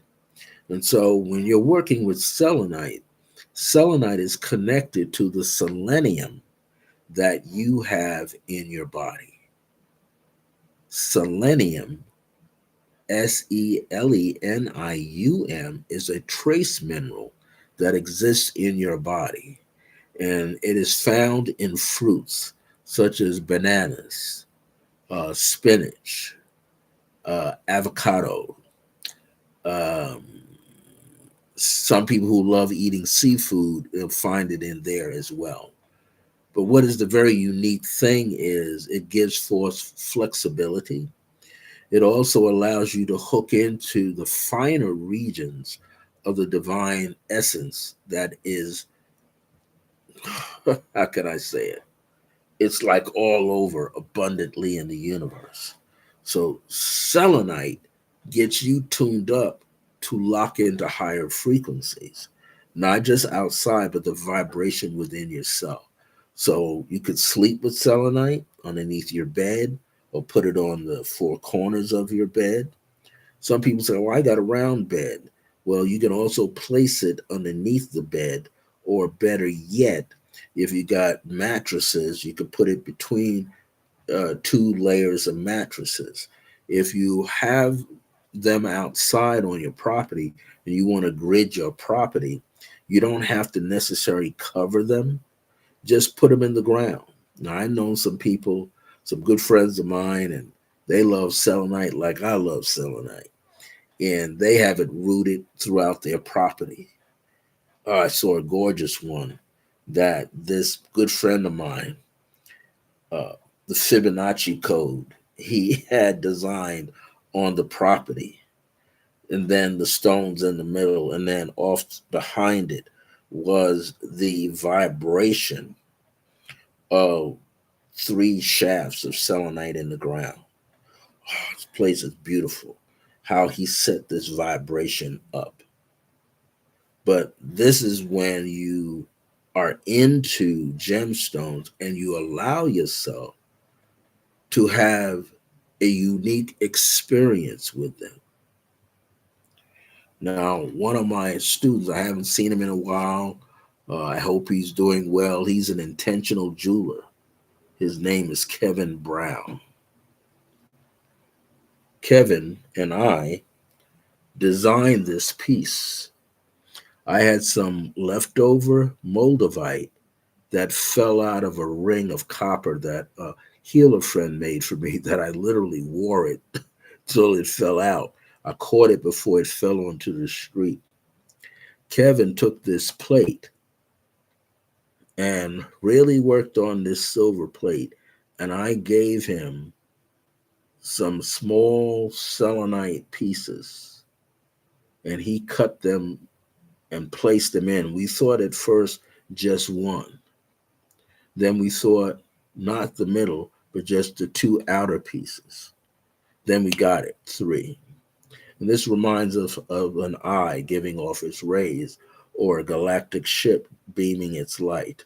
But what he did that was very unique is he put a hole in the back. So when I wear this outside and it hangs beneath my sternum point, when the sun hits it, it goes into the moldavite and ricochets throughout my body. And it literally can feel it. So it's a very powerful tool. And the sun that hits it first, of course, is the sun in the sky, but that's the little sun. The solar energy that Akhenaten and Nefertiti use comes from Sirius or Sirius, Sirus, Sirius, Sirius.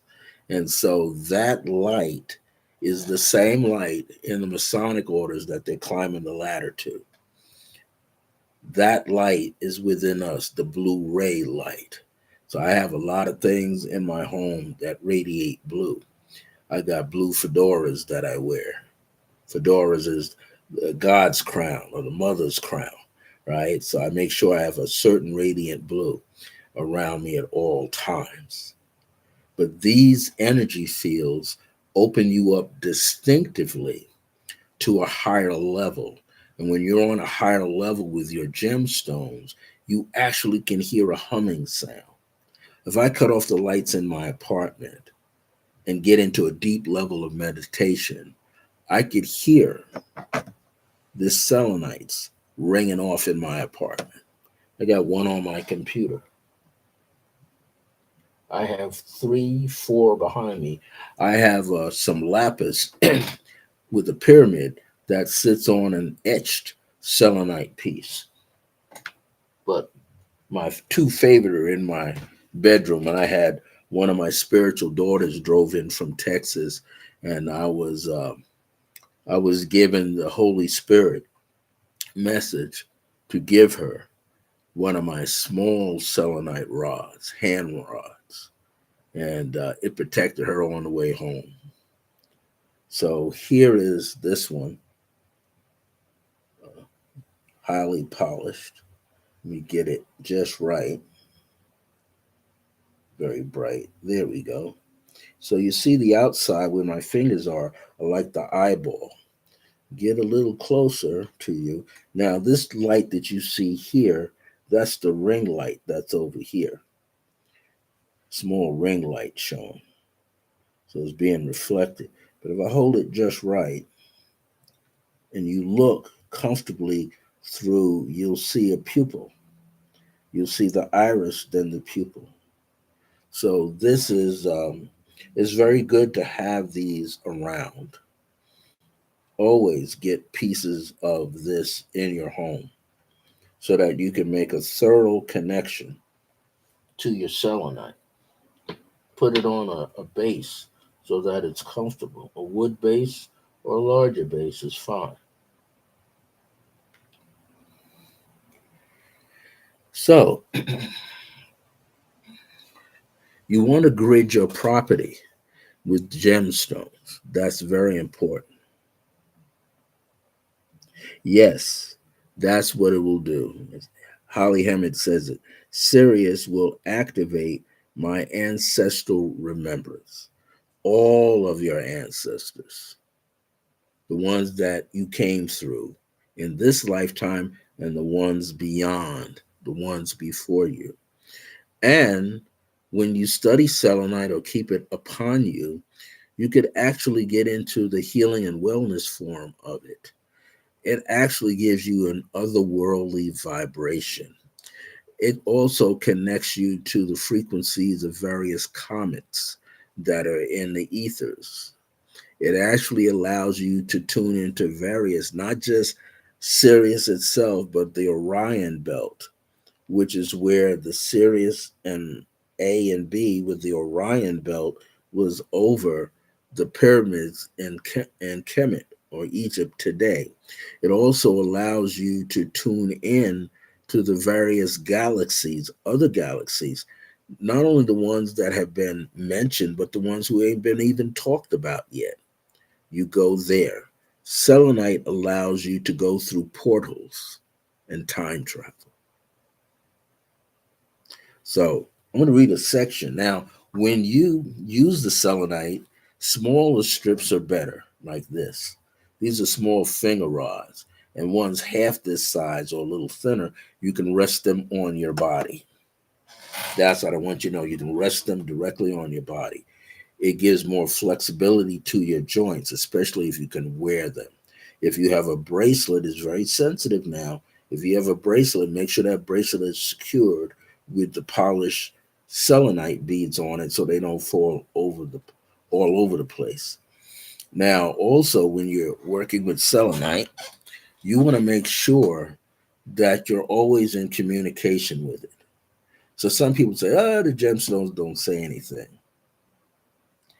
There's David kingdoms rolling around with the gems. That's who you're actually having the communication with.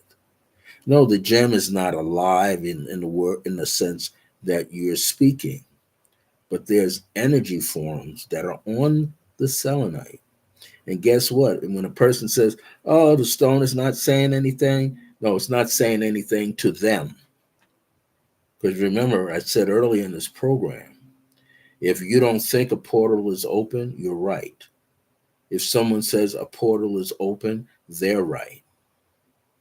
If someone says, "Oh, I see it, but it's only partially open," that person is right. It's energy. Either you are in tune with it or you're not. You can communicate with anything across the veil or you're unable to communicate with it. Good evening, good evening, good evening. Barbara Ewing is here. Yes, yes. Put it on the sternum and sleep back, just like they show the pharaoh putting their arms crossed. You could have selenite that way, or just rest one hand on top of the other and sleep with it. Put it underneath your bed, 4 points of the bed sets up a charge. You can, like my brother Eric does, he sets it all the way around his property. He has a nice grid that faces north and south, and the sides, two of the sides, are going east and west. Energetically, it's powerful. His backyard is set up, his side yard is set up. Both sides that have energy just rolling around the house. But this is how you know that the frequency that he's giving out into the universe works. Because only those who are open to it will know that it's there, but they won't cross the perimeter. They won't cross the property. They won't, step onto the property. But they know something is there, but they can't see it, but they can feel it if you're in tune. Another thing about the use of these properties is when you're working, you're not just having to work with selenite. Selenite will bring you in touch with many gemstones. So, for instance, if you like working with carnelian, I have a piece over my cabinet in the kitchen. Carnelian is the sun, it's a very good sunstone. But there's also a selenite sunstone. It's like gold, has a gold appearance to it. Not cooked man made, it's just there naturally. So you can take citrine, you can take sun selenite or sand selenite, which is more softer than the normal piece of selenite. I'm just fortunate to meet a person by the name of Leila Hutchison. Leila Hutchison did some research, and she was way back in 1999 and 2001. She was the first woman invited from the United States. There was let me see, um, a mineralist, if I said it right, a mineralist from the University of New Mexico who was down there as well at one point. But she got to go in there. Lila, who I met in the flesh, told me how she got to go in there, was accepted to go in there into the Nika Caverns, the Nika Mountains in Mexico. And she was taught that there's a vein that runs from the center of that mountain deep into the earth, and that vein heads north. And where it's coming to, into the state of New Mexico, right through the center, right underneath Albuquerque. And I'm in the general area of the city of Albuquerque. I'm in the North Valley. Goes right through here, comes up the other side towards Santa Fe, veers off, but still heads north and goes right into Colorado. So if you're living on the vein, you get more energy. If you're living near the vein, you get energy.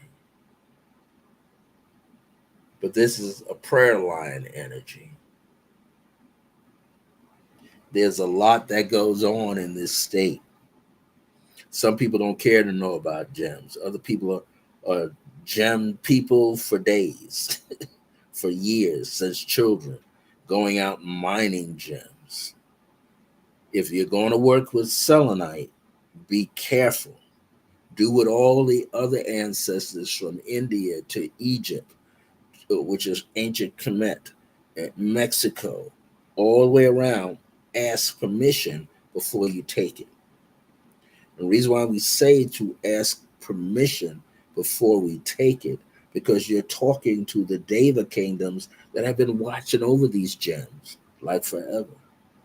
So you go in there and you take a gem without permission, you're stealing the gem and you're being disruptive to the vibration and to the community that is being fed by the selenite and other gems. So we always ask. And usually you might get an immediate response, a warmness in your chest, a tingling sensation all over your face where the spirit is embracing you because you're the right one they wanted to take. And you may have many of them, and you begin to plant them all over, like my good friend Mr.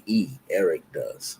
Goes to various locations and he plants these gems, creates different shapes that he's being called to place upon the earth.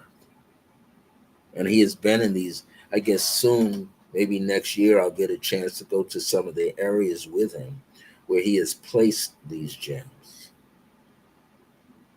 And he goes there and he prays into the field of energy. So I want to read something from my book. This is what it looks like. You can buy this book for 11 bucks on Amazon.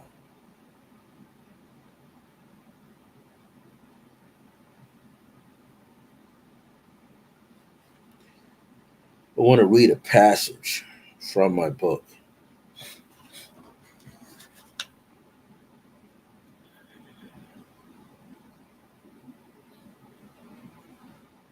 One of the things is on page 41, chapter 6. And Selenite was speaking. Where I would just mention that selenite and selenium is the trace mineral in your body. Here's some of the foods that selenium is found in that you're eating: Brazil nuts, macadamia nuts, almonds, sunflower seeds, navy beans, oats, brown rice, wild black rice, peas, potatoes, lentils, mushrooms, and blueberries. All of those are carrying the trace mineral selenium within them. And when you consume them, they refurbish the body, replenish the body.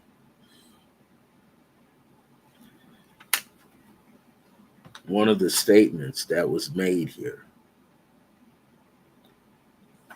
about having selenium on you or in your home is on page 40. Selenite connects with the angel of grace.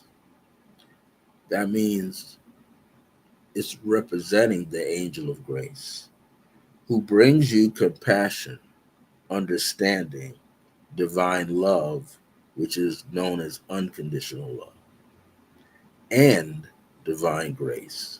This is why I keep so much selenite around me. It's the personification of divine grace in action. However, you must still work on yourself, for its blessings do not occur through osmosis. Selenite is brilliant. It's just not going to give you the keys to it. You got to work for it. You got to bring yourself up to par. Nothing is gained by moving fast anyway. Why would you want to move fast and miss so many things that are before you? You cannot force the alignment and attunement to occur rapidly for you. Why? Because each person is made differently. Each person thinks and feels differently. Each person is different, just different, just different. No two people in this chat room are alike. You might have some things you agreed to, some similarities, but you are different. You must be patient while working on yourself to make the necessary changes. This process is regenerating you and reawakening you from the inside, where the vibration builds up, to the outside. Now you give off the vibration, blinking like a Morse code. That's your frequency. You must become the child. This is important. If you're going to work with selenite, you must become the child who is from spirit and born within the mother and not on the outside of her. So, in most cases, when a mother gives birth to a son or a daughter, she's not carrying her on the outside, she's on the inside of her. If you do differently without real change, that means if you do something different and you have not made a real significant change, then the feeling of selenite will no longer be present in you, and your personal pieces will not light up for you. That means when you're working with selenite for long periods of time, eventually you see the energy upon them and inside of them, especially if it's a rough form. You can see it distinctly. This journey with selenite is never the concept of mind over matter. It is always matter or mater, which is the womb of the mother, over the mind. Therefore, let me remind you, this journey that you're going to do with selenite is never the concept. In other words, you can't receive it together as some concept of your own mind over matter. Never works. It is always matter or mother over the mind. The mind has a lot of things going on, but mother has one distinctive mission, and that is to make sure you come out correctly. So, let me go into a part that I want you to receive. Selenite as a spiritual healer. Now, this is all channeled, so I don't want to skip. I'm going to read it directly as channeled to me from selenite. Chapter 7, Selenite as spiritual healer. As the divine I am presence, or as the divine I am in selenite, I reach deep from within and begin to bring forth an awareness of all truths, even when you cannot fully comprehend them. Isn't that unique? Selenite is speaking. As a divine I am being, I can align all of the chakras. So if you feel like your chakras are in alignment, the divine I am being inside selenite pulls them into place. Enhance and expand the countenance, which is the aura of other gemstones, so you can communicate at deeper levels with them. That means if you put other gemstones near your selenite, you will begin to comprehend the vibration that the other gems with selenite is bringing forth.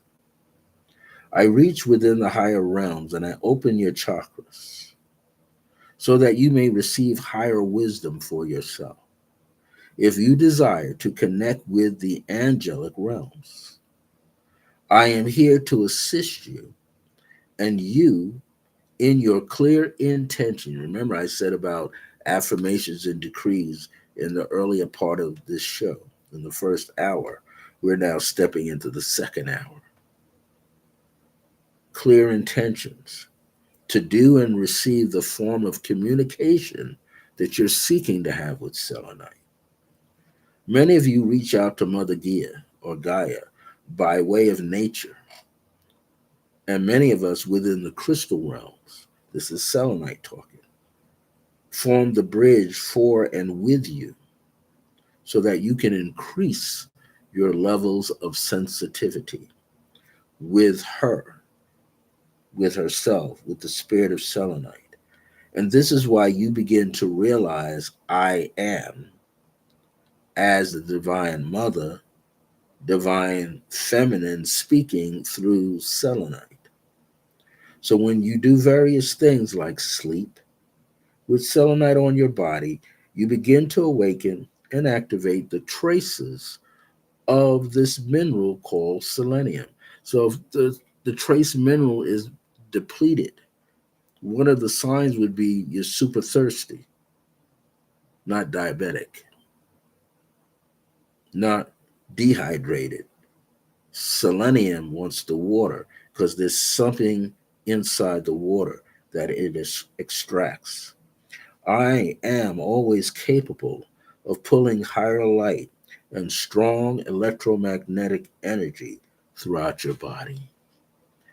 That's why you're drawn to place it on your body. It's going to pull the electromagnetic energy through your body. Some of you, like the author of this book, may feel it deep within. He feels it in his bones because of its close proximity to him and oneness with him. Its alignment in levels of sensitivity that cause him to feel my presence from deep within. My experience is whenever I'm around selenite, the whole body, whichever part of my body is the closest, turns ice cold. So once you have received my contact, this is selenite, you are given a richer connection to the diva realms within the mineral communities, and this places you with vast conduit of angels as well. Can you imagine that? Setting up a grid in your house of selenite and you feeling all these other energies come and go. You might be in your bedroom, see them walk past. It happens. However, you can seek me, but must seek me with a certain degree of purity and innocence. Let me dial back. However, you can seek me, but must seek me with a certain degree of purity and innocence, and with no desire to be led with a miscreated ego. In my book, The Wisdom of Akhenaten as I Am, which is also channeled, you would look at chapter 3.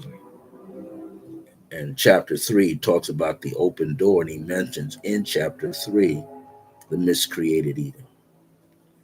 You must bring your ego back to the state of discernment and not selfishness. My divine I am presence cannot be manipulated directly nor indirectly. So that means if you're having selenite in your home and you're trying to manipulate it without the proper awareness, it's not going to work. If you get somebody else to hold it or think on the other phone or outside your residence, it's not going to work. Every one of you must get yourself clear and remain clearly free of pompousness. Yeah, you know what pompous is. You're feeling it. My mother used to say, you're feeling yourself.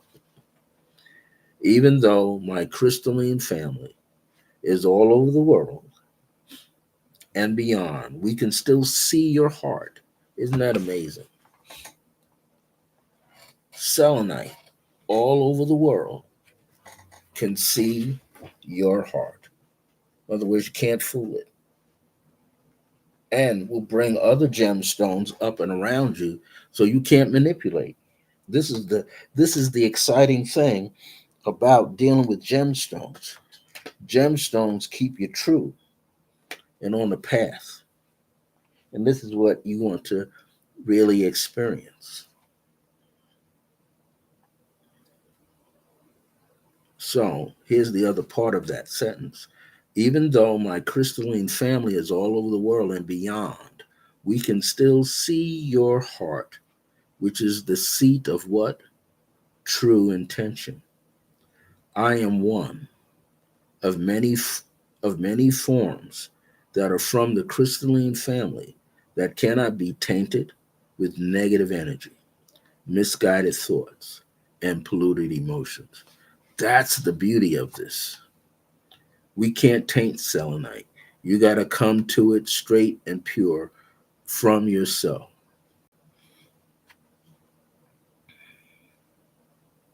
Yes, this chapter, excuse me, this chapter that I'm reading from, Holly, is chapter 7, Selenite as Spiritual Healer. And it started on page 42.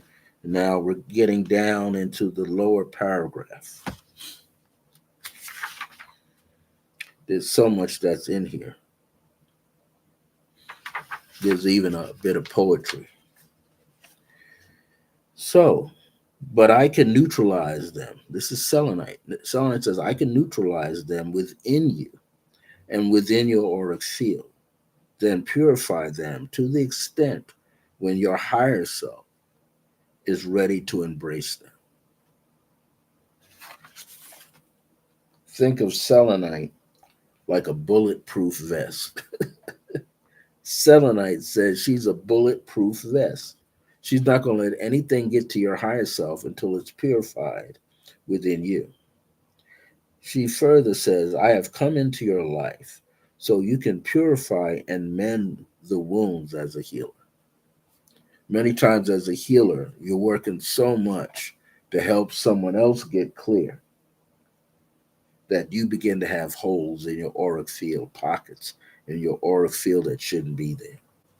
So selenite comes to balance it. This is so important because if you have not done this, then you will only be of disservice to others who come to you. So selenite makes you do the work on yourself. You will block your own energy and clog theirs up as well if you're not clear. When you are not properly balanced, you will not see clearly. That's important. And this is why it is imperative to take your time and be so patient. In other words, you're not rushing to get to the end with your studies of selenite because there is no end. It's an infinite. I can carry the seeds of the moon and the sun. That's why you place it on a windowsill. Get some indirect or direct moonlight as well as sunlight. So you're leaving it there 24 hours. Go through a cycle. You might leave it there 24 hours, 7 days a week until your higher self says she's ready. I can carry the seeds of the moon and the sun within me, and I can flow with the energies of such gemstones as amethyst, lapis lazuli. Some people just call it lapis. Lapis it's a blue stone with pyrite bits in it. Rose quartz, the entire tourmaline family. What tourmaline? There's white tourmaline, there's black tourmaline, there's rose tourmaline, there's blue tourmaline, there's green tourmaline, and pieces of rose, pink, and green together. They call it watermelon tourmaline. Moldavite, which I have on my silver plate with the selenite. Sugilite, that's another blue stone in the quartz family. Then citrine. And guess what? This is what I've seen at gem shows, and they're real. Green selenite, not aventurine, green selenite. orange selenite, and blue selenite. Yes, it works with hematite as well. It is there. Mike Ray 88.6. How you doing? So citrine and empowers stone, amethyst empowers stones, clear quartz empowers stone. But the bad mamma jamma on the planet is selenite, carrying a higher frequency than all the other quartz because it's not in the quartz family. It's of another realm of awareness. It was used in the pyramids. Mm-hmm. Akhenaten says it was crushed in the pyramids, which is the reason why the pyramids are sitting there that long. That's one of the reasons because it has selenite embedded in it, as well as alabaster and lime embedded in it. Says selenite says I can communicate with other gentle rocks and gems, but I suggest that you handle me with care, for my outer shell chips and breaks easily. That's when it's in a rough form. So it takes a little while for these chips and seeds to drop off or get on your hand a little bit. Selenite says, I am always flowing in and around and make special contact with the great central sun, where I dwell in a fluid form in all moments, in the great central sun. And according to Akhenaten and Nefertiti, it's not Alcyon. It's Sirius B, the blue star planet. That's so huge. It makes the Earth look like a dot. I appear to be hot to the touch, but I am completely warm and cool at the same time. This is selenite. I remind you of frozen forms of ice when you see me as an opaque white or luminous in hue. I send out signals just like a radio transmitter. This is selenite. I produce a large scale like a powerful energy generator. Yes, I am all that and more. Place me near you and on you if you care to get a boost. Do you suffer from insomnia? Too much stress leading to headaches similar to migraine headaches? Place me within 3 feet, or if you have smaller pieces, directly on those areas overwhelmed by negative thinking, feelings, and thought forms. I endeavor to remain open to the angelic realms, for I am a clear conduit to them. This is selenite. Channel protection from the angelic realms are helpful, and I am present to further expand and enhance these experiences for you by simply further opening and expanding your auric field. That means you're vibrating, opening and closing. My presence enhances all other stones, and I have the unusual capacity to raise the natural vibrations of light within all other stones, as I am like a diviner pendulum that locates where the vibration is to be contacted, then raise it upward. Some have called me the great solver. This is selenite, rapid. Read another part. I can assure you that I am not, for I do not seek such fame, as I am a part of the human collective in that way. This is selenite. She's already in you as selenium. But I am here to raise and elevate you to brand new infinite planes where your soul can be cared for, made shiny, productive, and renewed. Poetically speaking, selenite is now a poet and says, I have come to assist in your healing. I have come. I am here to uplift you as you are. Yes, I have come. I am here to remind thee of who you truly are. I have come to bless you with realms of conscious memories, of divine awareness and remembrance. Yes, I have come here to assist in your purification. Yes, I have come to bring you even more light. You are lighter. You shall transcend. I have come to calibrate, elevate, and celebrate you. I remember who you are, and we are one. I am like a messenger and a harbinger. I am one of many infinite seeds of the divine source. One orb rises while another sets. Still one more remains to be seen and yet never hidden. I am that one, as the divine I am in selenite. So we can see selenite comes in many forms. It reactivates your light codes deep inside your cellular memory and your DNA. And if you work with it long enough, you'll realize a lot of things happen. One of the things that happened to me in 1990 is I had a bad case of eczema, but I worked with the selenite on my body, all over my body. In about 120 days, my skin came back alive. So there are many things that selenite can quote unquote magically help you do. One time I was in a car accident. I was wearing selenite. Very bad collision on sheets of ice, and I was in a 1983 fiberglass body Buick Omega. The people that cut me off were college students in a 1979 Chevy Camaro, all metal. I was able to walk up out of that. My car was destroyed.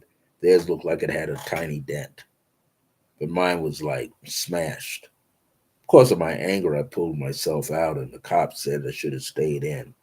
And I did have some back injuries and spasms 10 years later. But guess what? Because I was already in the Tai Chi and I was wearing a lot of selenite, all of that shifted. All of the spasms went away and everything came back pure, clean, and a much higher vibration. So I'm going to leave it at that. I want to thank you for joining me this evening. But before I sign out, I'm going to take you on a guided meditation within yourself. Get some water or some tea or some juice if you need it. Or maybe you want some chocolate, dark chocolate to suck on. Let it melt away in your mouth.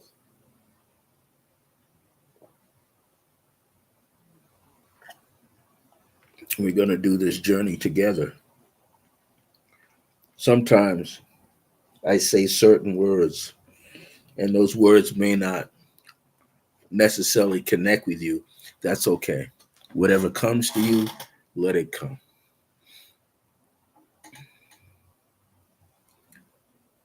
I'm going to use a countdown. Actually, count up so that your vibration keeps going up and expanding. So we're going to focus on the matrix, on Mata, the womb of the universe. And I want you to connect that vibration, that thought, that presence in the center of your sternum. Behind there is the physical heart, and it throbs with divine light.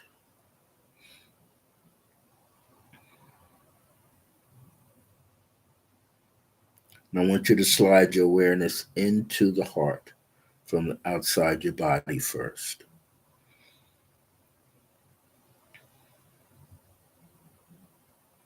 And right now we're starting with 0.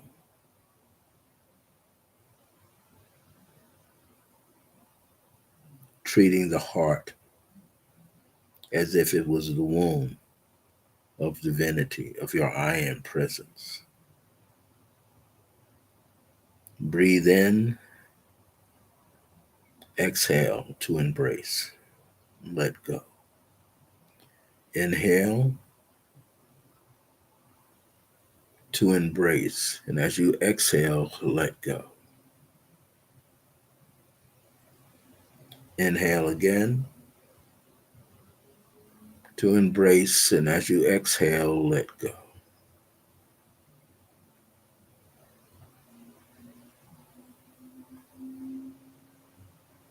Before we go further, because other people will tune into this, I want you to put yourself in a field like an egg shape of pure white light.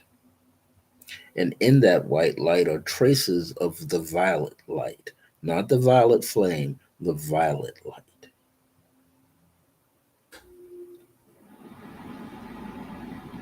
And then the next layer on the inside of the violet light, that's inside the white light, I want you to feel the presence of a gold light.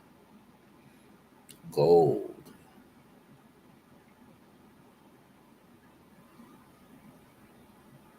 And inside where the gold is inside there's silver light.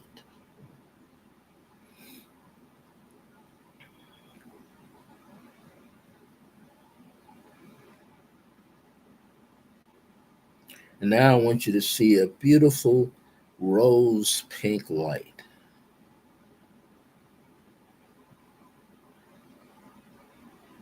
And then a radiant blue light.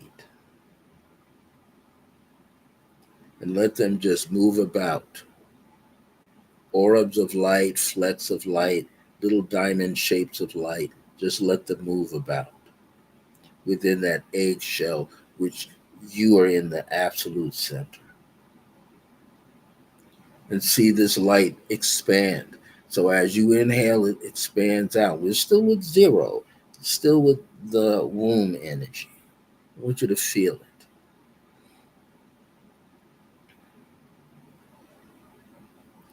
And you will have a certain rocking sensation, either front and back, right to left, or you like spiral on it.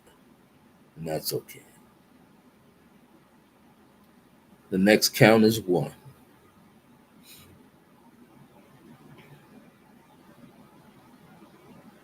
And the number one puts you down by the tailbone.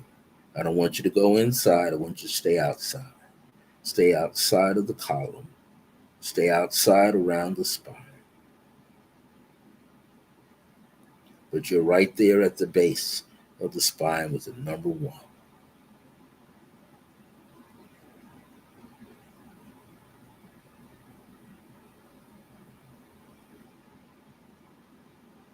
I want you to think about the sacral chakra, but you're not going to go into it. You're just going to stay on the outside. This is the number two.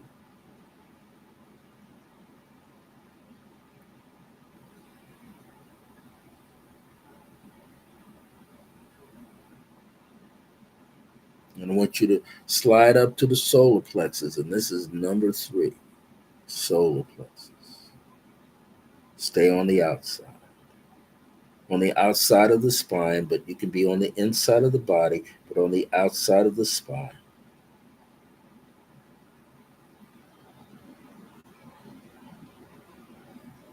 Slide your awareness to the center of your sternum. You can be on the heart, but up against the sternum a little bit, all the way around the body. That's number four.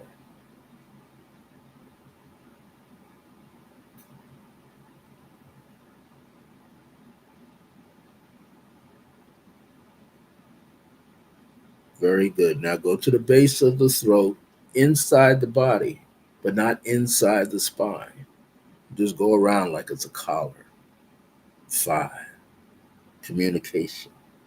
Four was compassion and grace, divine grace. Now this gives you the power to open up and speak over your own life first. Just breathe.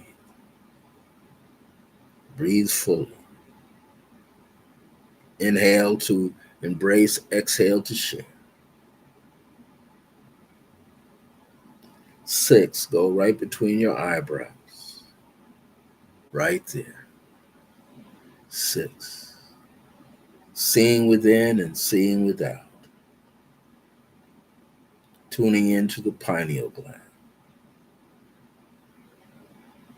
Through the pineal gland, seeing through your own eyes. 6.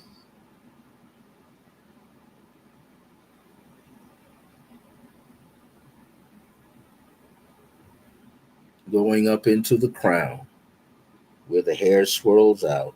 7.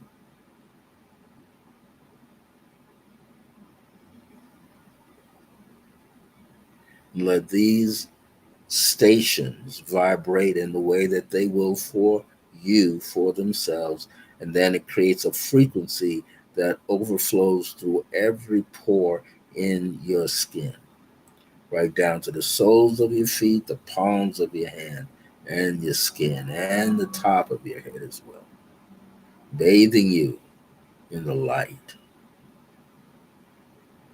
of the I am.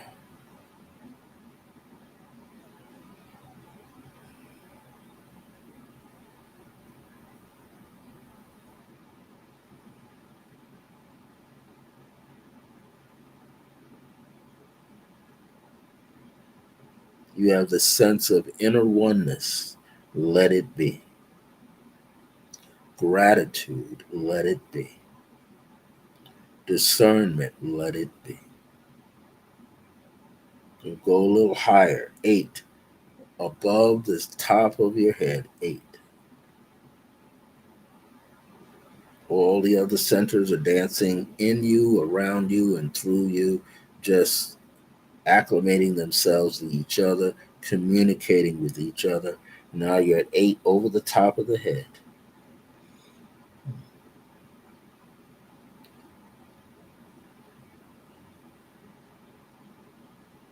Now you go into 9. You go a little higher.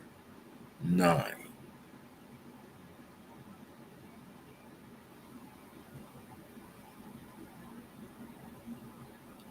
Your higher selves want to go higher. 10. Higher, higher. 10.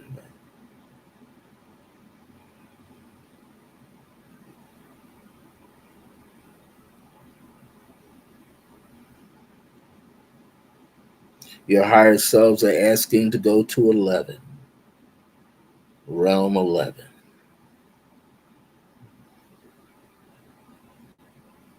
Your higher self is asking to go to 12. Realm 12. The body feels clear, it feels open. Selenite is dancing through you. You step into realm 12. This is all the way around your body. It's just not above you. I should say it's all the way around your body, these different layers.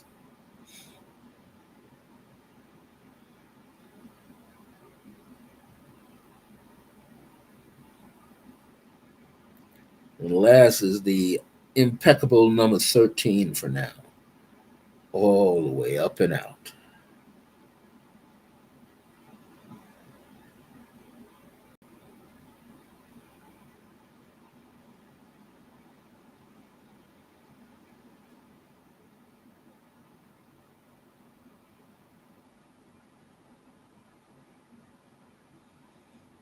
You're all in here flying. This is great. Stay there. Stay there. Stay there. In the 13th realm.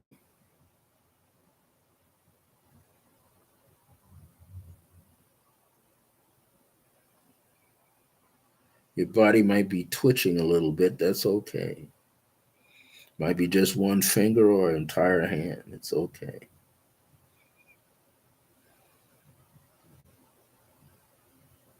The energy is flowing and now wants to descend inside of itself like a fountain.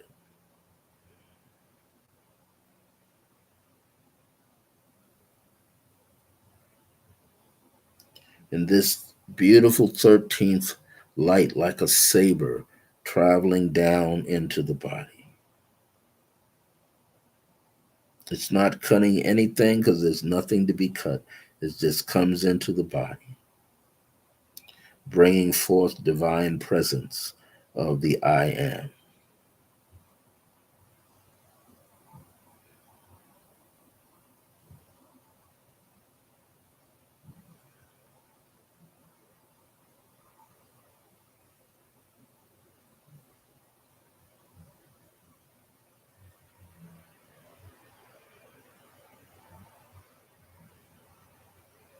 Just stay there because right now you should be at your heart center right now.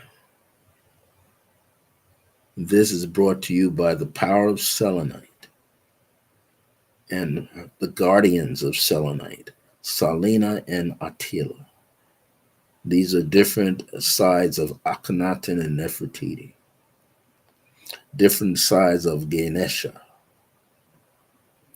different sides of Alegba, different sides of Isa and Ishtar, different sides of Queen Tyre and Amenhotep III, different sides, different aspects, different stars, systems. You are a living portal, a living doorway, a living archway. For all that is present in the universe is also blessing you at the same time. And selenium is the guardian. Selenium is the beacon light within you that is giving you this experience. So we're going to quiet it down right now.